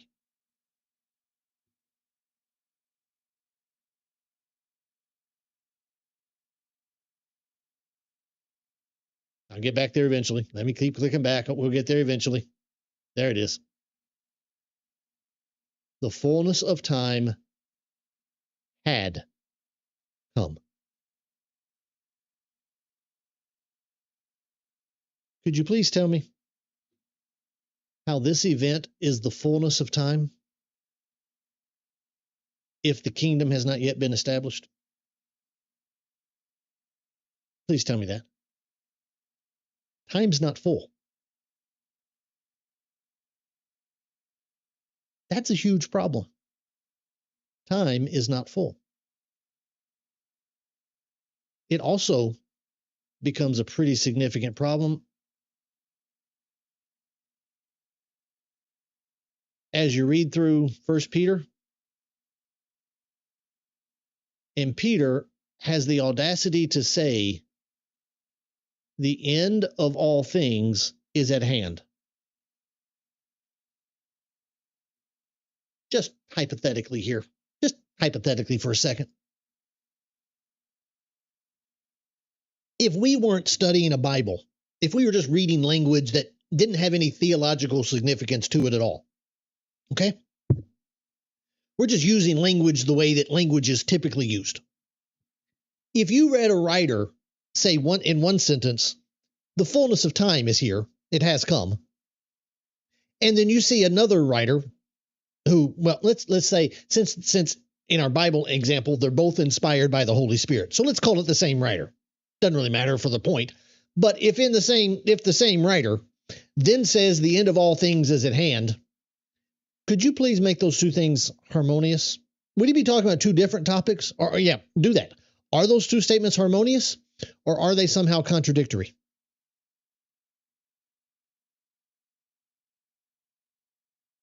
Is the fullness of time here? And if it is, does that mean the end of all things is at hand, or is that a different topic entirely? Now, if he said it a third time, if that writer said it a third time, would you kind of get the point?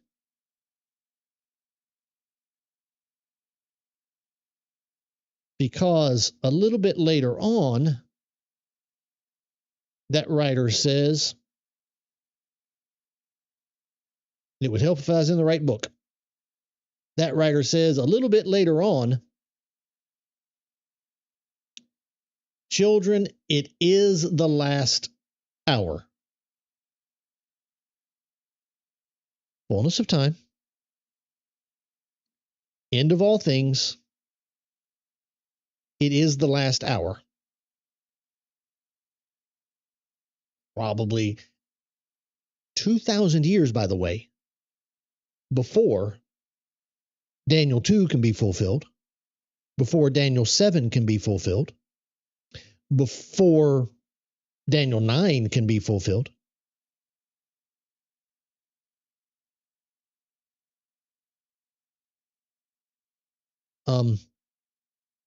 Premillennialists, you got a problem. You got to create all kind of things. You got to create a whole bunch of language.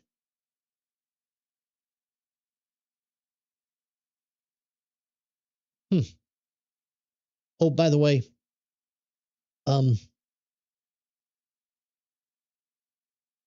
you may want to look at these passages too. Because we were just reading through all of the prophets, right? At least some of them, but you could read the rest of them and say the same thing. Notice what Peter said as he's preaching his second sermon that we have record of. He says that the restoring of all things, heaven must receive him until the restoring of all things about which God spoke by his holy prophets long ago. Okay. Restoring of all things. I wonder if that's anything like the unifying of all things. Wonder if there's any connection there. He spoke by the holy prophets long ago. And then he says, and all of the prophets who have spoken, from Samuel and those who came after him, also proclaimed these days. The days of Acts 2, Acts 3. Not the days in 21st century America. All of them proclaimed these days. These days.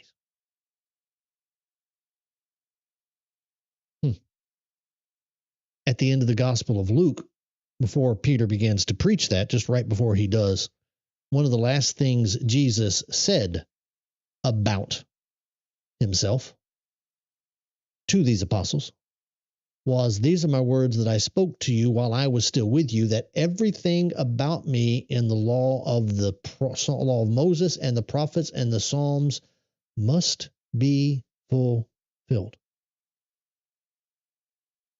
What he actually meant to say was, they're going to be fulfilled in 21st century America. That's actually what he meant to say.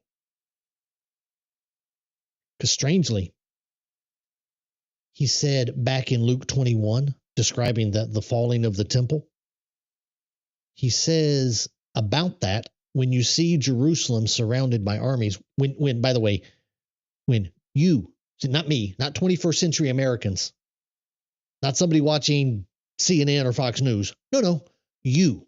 Who's the you? Oh, Peter, Andrew, James, and John. The guys that were living then. When you see Jerusalem surrounded by armies. Now, John was still alive when that happened. By record we have, all the other apostles were dead, but that generation was still alive. They saw Jerusalem actually surrounded by armies. Well, you need to know then it's about to be destroyed. So if you're in Judea, run. Get out. If you're in the city, get out. It's about to fall. It's about to be destroyed. Because 70 weeks are determined against you in the holy city. That's what's been declared back in Daniel 9. You know those 70 weeks that apparently have a big gap? Once you get to AD 33, we just cut them and we have a gap of 2,500 years. wait a minute. When did Daniel write those things about the holy city? It's about the holy city. If you have any doubt, it's about the holy city. Let's go back to that. That passage is 100%. Where's Daniel? There he is. That's exactly what it says. 70 weeks are determined about the holy city, Jerusalem.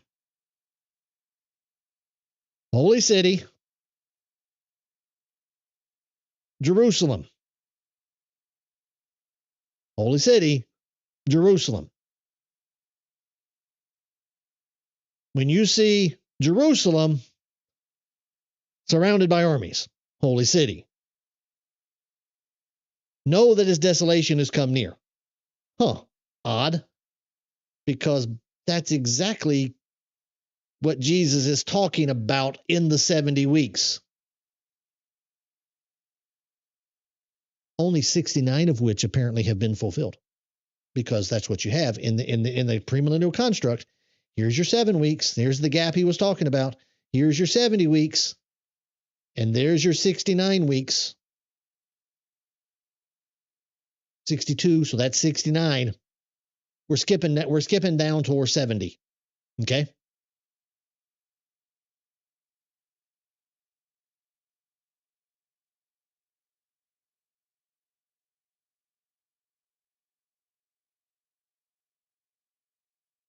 If you're in the city, in Judea, run to the mountains.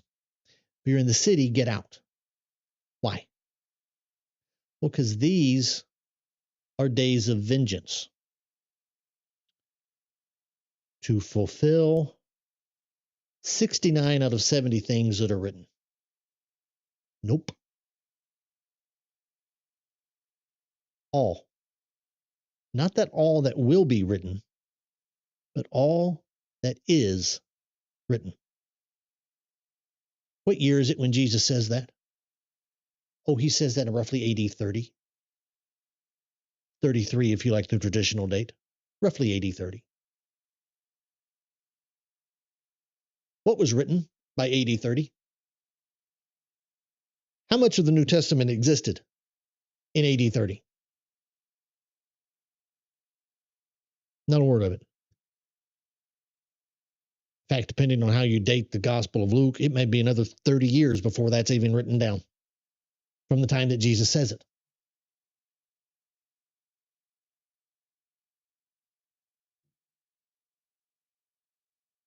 What did Jesus just say? Well, he just said that everything that was written would be fulfilled when Jerusalem was surrounded by armies.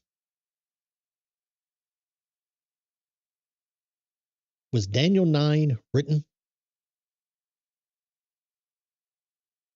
Peter said in Acts 3, from Samuel and all those that came afterward, that would include Daniel, they prophesied of these, not some other days, not days that are 2,000 years away from us, these days. They prophesied about these days, to the point that Jesus says, all that was written about me must be fulfilled. All that was written about me must be fulfilled.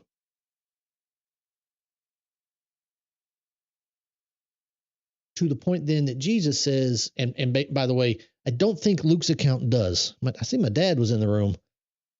I don't think Mark's account does, but Matthew's parallel account of this in Matthew 24, where is the verse? When you see the abomination of desolation spoken, there it is, verse 15.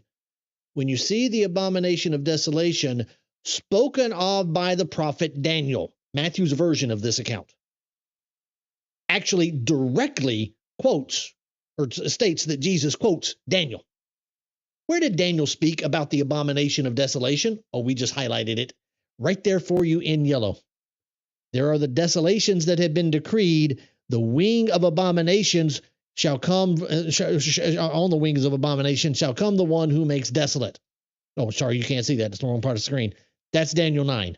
Desolations and abominations. That's Daniel 9. It's also in Daniel 12. I think there's one other place too, but Daniel 9, Daniel 12. There you go. Oh, so the abominations of desolation spoken of by Daniel these days, from Samuel forward, and all that was spoken of me must be fulfilled.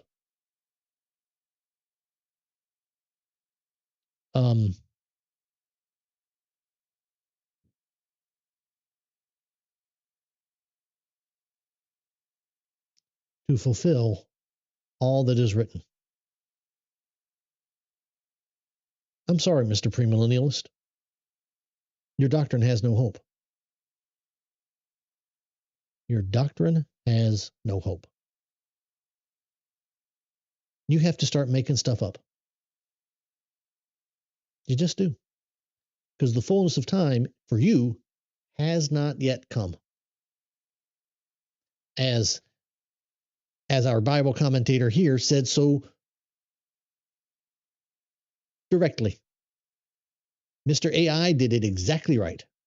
Dispensational premillennialists believe that the dispensation of the fullness of time refers to a future event.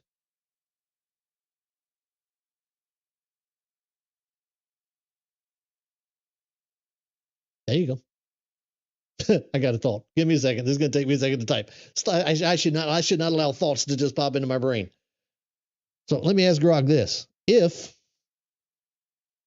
the fullness of time had come in Galatians 4,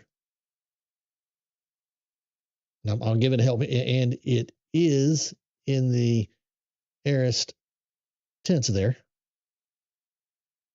How can those events still be future from our time in 2025? I'm asking Grok to answer that question. The premillennial dispensation interpretation reconciles the aorist tense of the fullness of time in Galatians 4:4 with the future fulfillment of Ephesians 1:10 by distinguishing the context and the purposes of the two passages. This is actually a good answer already. Aorist tense meaning, the dispensationalists interpret this as referring specifically to the historical moment of Christ's first coming, his incarnation, birth, and life under the law. The aorist tense underscores that this event was a definitive, completed act of God's redemptive plan, making the transition from the dispensation of the law to the dispensation of grace. Okay, fine. Is a preparatory work. The Ephesians 1:10 and the future fulfillment of time, they see that as referring to a different phase of God's plan. One in that is just reading that effectively the same thing. Reconciling the two passages. Okay. Dispensationalism views God's plan as unfolding progressively through distinct dispensations. That's right. Okay. The aorist tense of Galatians 4:4 does not imply that all of God's redemptive plan was completed at Christ's first coming. That's interesting. Actually, I'm going to get to that in a minute. Instead, it marks a pivotal moment that sets the stage for future events. Okay?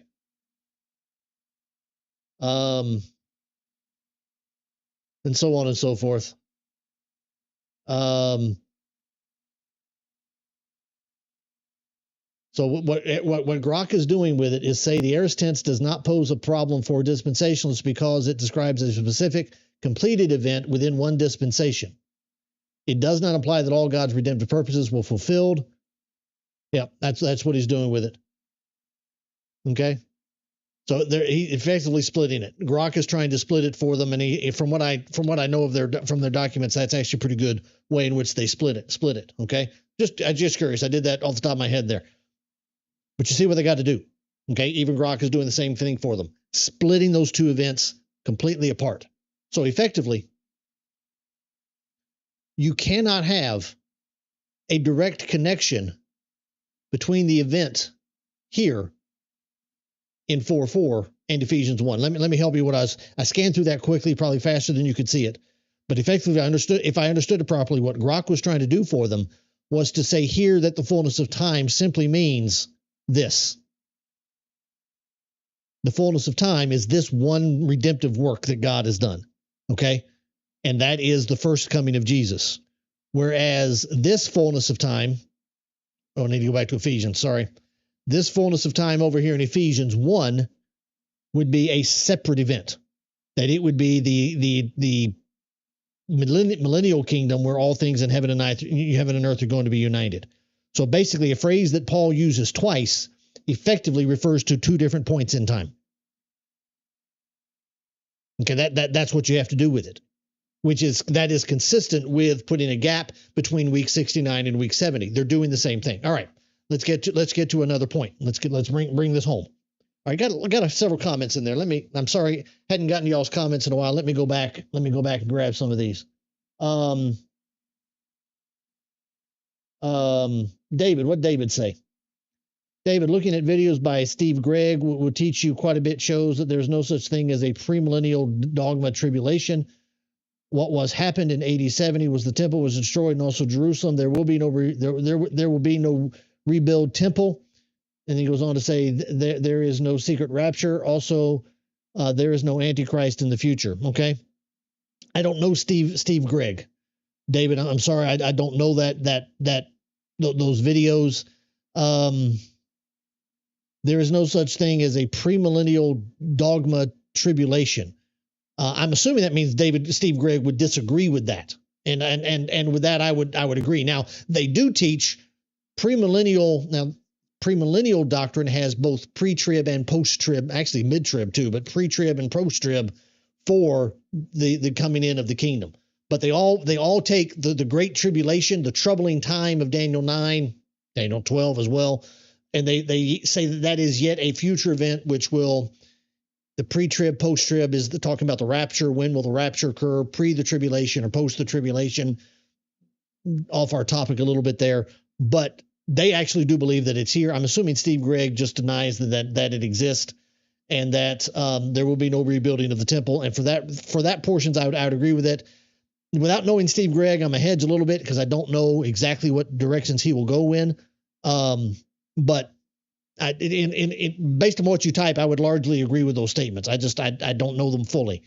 Back about the end of all things is at hand. I believe when Peter said he meant that the end of the Jewish system, the death of the temple worship, and the destruction of the temple of Jerusalem. I'm gonna come back to that in just a minute, David. But yeah, I'm gonna go with you there in with what you said. I'm gonna go with that in some part. But I'm gonna come back to that in the what do we got left? Oh, I only got 12 minutes left. There's no way I'll get through it in 12 minutes. Let me see what my dad said here. Hey, Dad, good to see you today. It is remarkable that years ago, men used the weeks of Daniel to arrive at 1948. That's a good point, because they did. They absolutely did. I didn't mention it as I was scanning through that guy's commentary. I think we're not on it anymore. Did we leave it? Yeah, let me go back to it here real quick.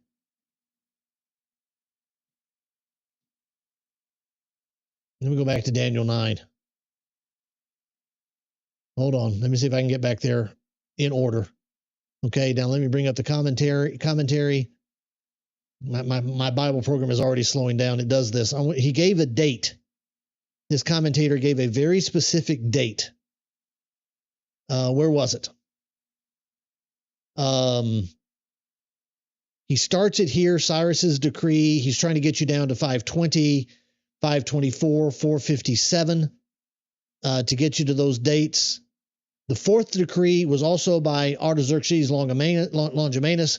He issued the decree on March 5th, 444. Okay, because there was a pause in the rebuilding of the temple. This commentator is pointing it to that point in time when that work was restored in the reign of Artaxerxes Longimanus, who did that according to Nehemiah 2 and so on. So that's the date that he's going with.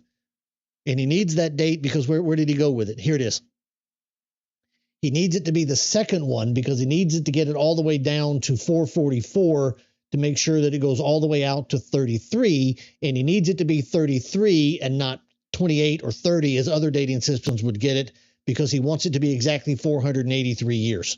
Okay. But my dad is making the point then that some people will put the gap down to World War II, which they did. Have you ever sung the song in church, the song Jesus is Coming Soon? Okay. Jesus is coming soon. And it quotes, I'm going to go back to Grok here for a second.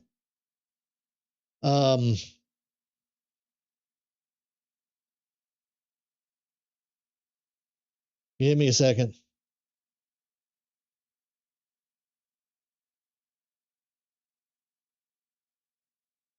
I think I'm right on this. I just wanted to verify it.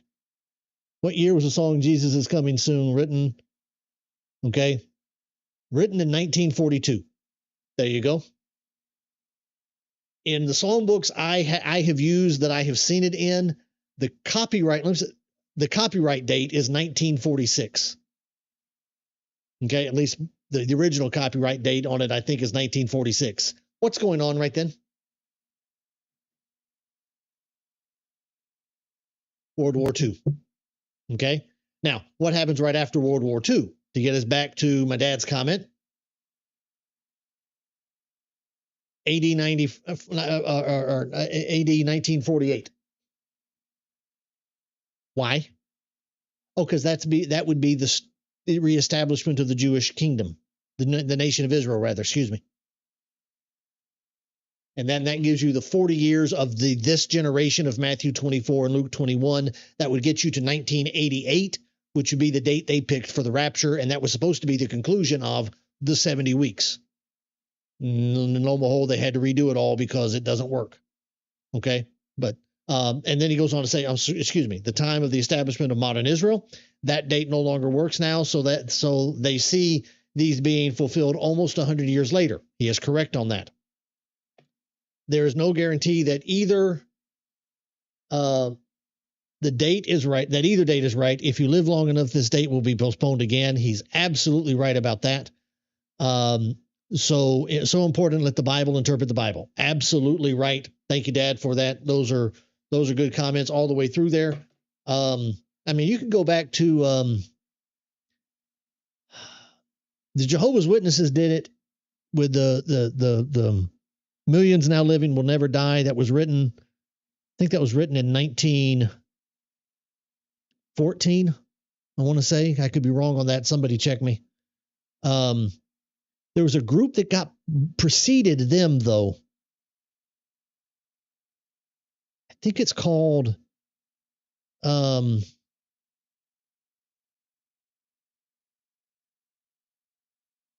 think it was the Millennial Dawn.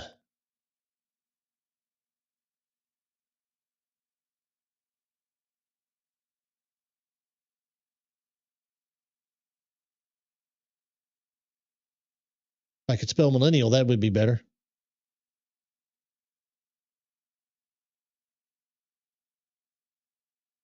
I think it was Millennial Dawn. I may be wrong here, though. And sorry for that misspelling. I was typing as fast as I could there.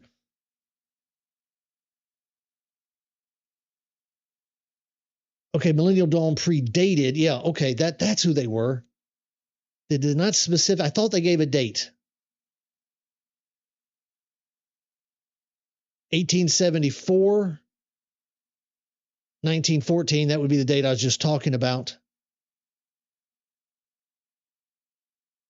Okay, but 1914, Millennial Dawn, I always forget the connection between Millennial Dawn and the Jehovah's Witnesses. Okay? But point being is you can go back as far as that. And if you're going to split those, that's what you got to do. Okay.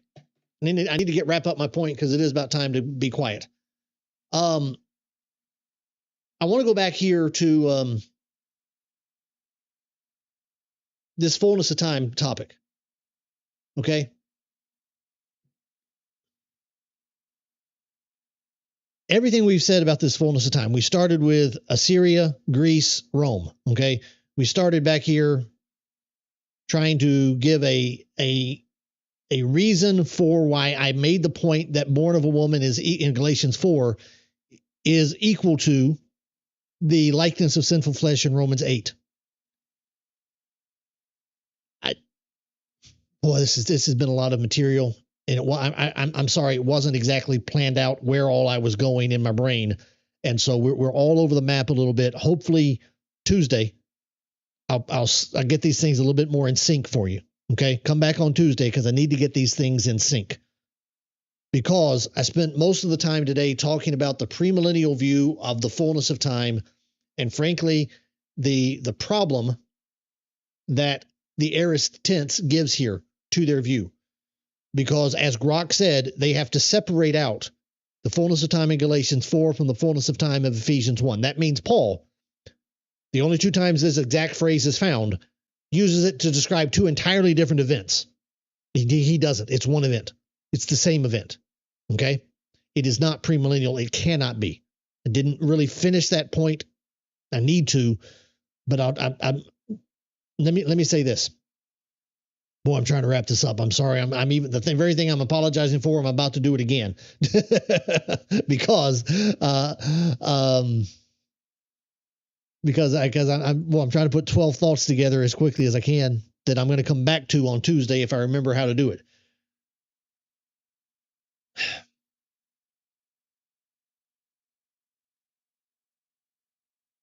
I have made the point today that the premillennial view has to perform some linguistic and grammatical twisting to get both Galatians 4 and Ephesians 1 to fit. And the point that I made in all of that is Acts 3, all the Samuel and all the prophets were about first century days. Luke 24, Jesus says all the things about me have to be fulfilled. Luke 21, everything that was written, all of the Old Testament has to be fulfilled by the time Jerusalem is destroyed. That's what Jesus said. Specifically and directly Daniel 9, because in that event, he quotes it. It has to be fulfilled. You can't separate it out. Okay? However, we've got another problem. By we, I mean, since most of our audience is here, members of the Church of Christ. I'm about to say I think, but I'm saying I think here to be nice. I think we have another problem here. Is that we do not deal fully and appropriately with the ramifications of that statement. We don't. Nor do we deal fully with the ramification of this statement. The end of all things is at hand. Now, part of the problem we have with some of those statements, or to go back to 1 John, let me bring it up on the screen one last time, or the ramification of this statement, it is the last hour. To which I would have to ask you, it is the last hour of what? We don't deal with it very well. Okay? Because, on some level, we try to take all of those statements and turn them into eschatological statements. Just like the premillennialist, although we have a different set of answers. We try to make all of these, well, we do one of two things with them. We either generalize them and make them just generalized statements, or we find a way to eschatologicalize. Is that a word? Eschatological wise? I think I just said it twice before that one. We eschatologicalize these phrases. We make them about the end time. We don't. Or rather, we do, but they're not. What they are tied to is exactly the same point that Paul is making in Galatians 4, which is exactly the same point he's making in Romans 8. Okay? That's where we'll be Tuesday. And frankly, with what I just with the outline that I just wrote in my brain as I was saying all that to you, we won't be done with it on Tuesday either. We just won't. I have said to you several times, let me just go ahead and bring this up. I've said to you several times in the last few weeks, in studying the latter parts of Galatians 3 and then in the early parts of Galatians 4, as we've been in Romans, I'm going to say it to you again. If you study the writings of Paul without centralizing or having, and let me say it this way, if you study the writings of Paul without having central to your thinking Paul's destruction of Judaistic theology, In other words, if you're reading it and you are not always asking and trying to answer the question, how is Paul answering the Judaizers? You are never fully going to understand the writings of Paul. The fullness of time is ultimately about the Judaizers. Now, it did not begin. It was not based upon the Judaizers. But let me bring the Bible text back up. Let me leave you on one text. Because the fullness of time in Galatians is about the Judaizers, because the whole book is about the Judaizers. But the fullness of time is about uniting all things in heaven and in earth. That's what the fullness of time is about. Well, guess where he is going to unite all things together in heaven and on earth? He's going to do that. He hath put all things, God, has put all things under his, Jesus' feet, and gave him, Jesus, as head over all things to the church, which is his body, the fullness of him who fills all in all. It is the fullness of him that fills all in all.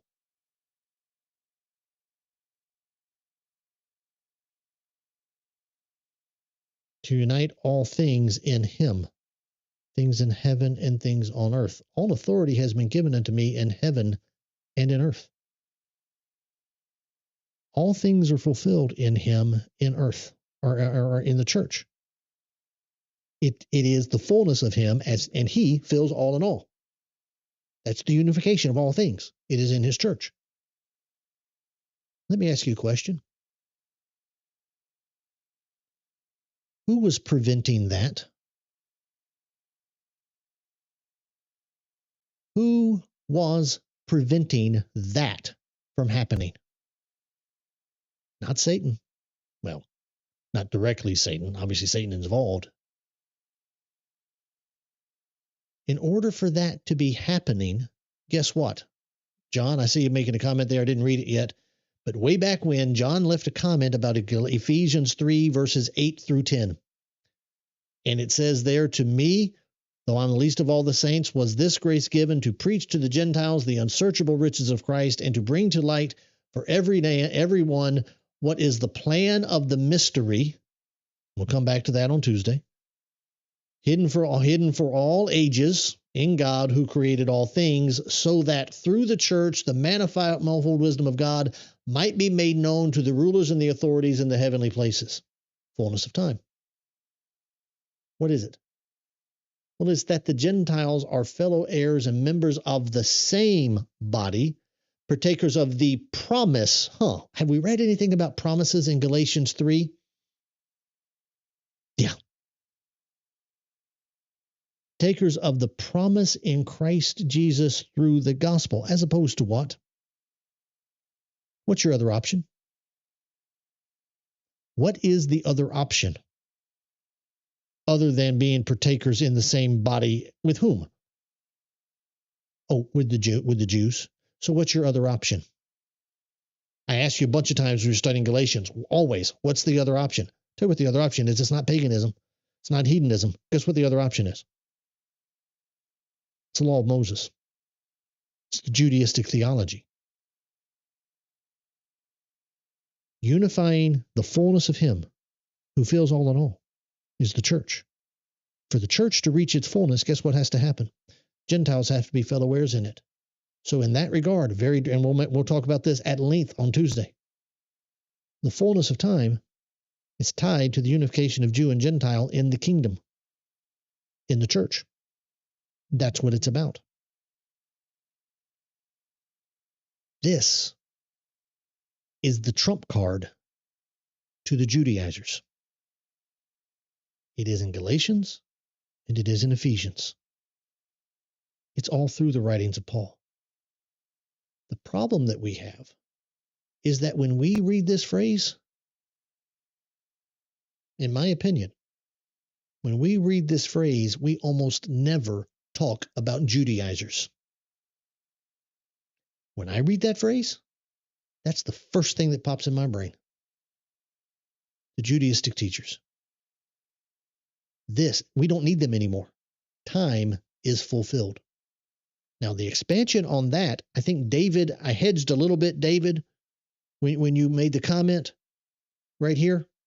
I'm hedged a little bit because I don't know, we've never had that conversation in full.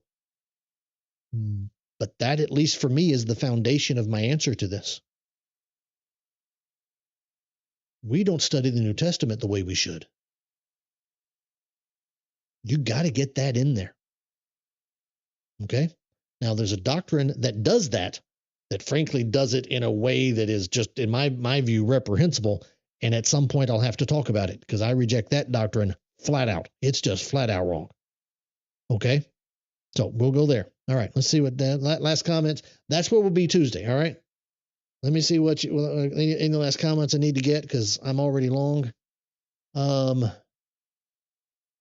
got my dad's. Tammy, thank you, Tammy. David, my dad's correct. Tammy helping there with the 1942. Appreciate that.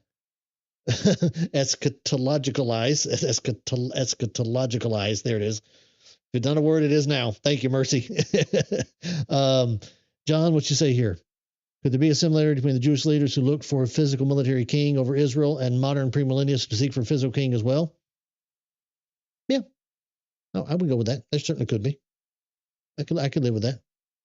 So anyway, we'll go with there. Anyway, thank y'all for being here. Had a pretty good crowd. Lots of good comments. Tried to get to as many of them as I could.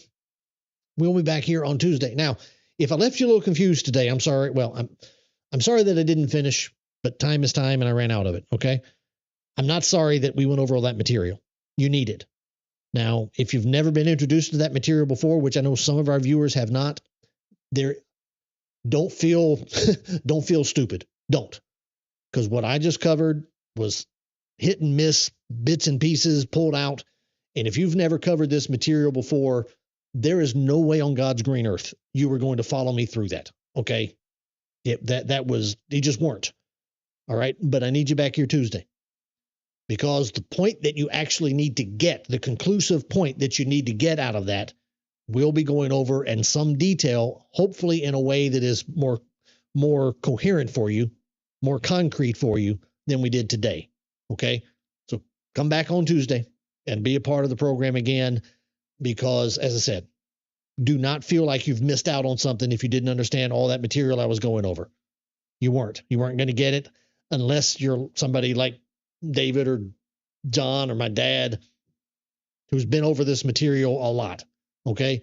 But there it is. It's needed material. It is material that you need to know about if you're going to be a fully developed Bible student, because the doctrine of premillennialism is held by probably, I'm going to make up a number here, 80 to 90% of the Protestant world in America. Evangelical, it's almost some version of it. Almost 100% of American evangelicals believe it. And if you're in the Church of Christ and you grew up in it, you may not have ever studied it. You have no idea what they're talking about. Okay? So you need to at least be exposed to the material because all of your religious friends, plus or minus, believe some version of it. That's why it was important for me to go over it in discussing the fullness of time. Okay? As I said, I'm going to stop there. We'll come back to it and we will talk about it in more length, hopefully in a better hopefully with a more conclusive approach, because that's where I want to get us to by the end of the show on Tuesday. So anyway, stopping there. Thank you all for being here, and I'll see you back here, Lord willing, on Tuesday, 11 o'clock Eastern. Until then, as always,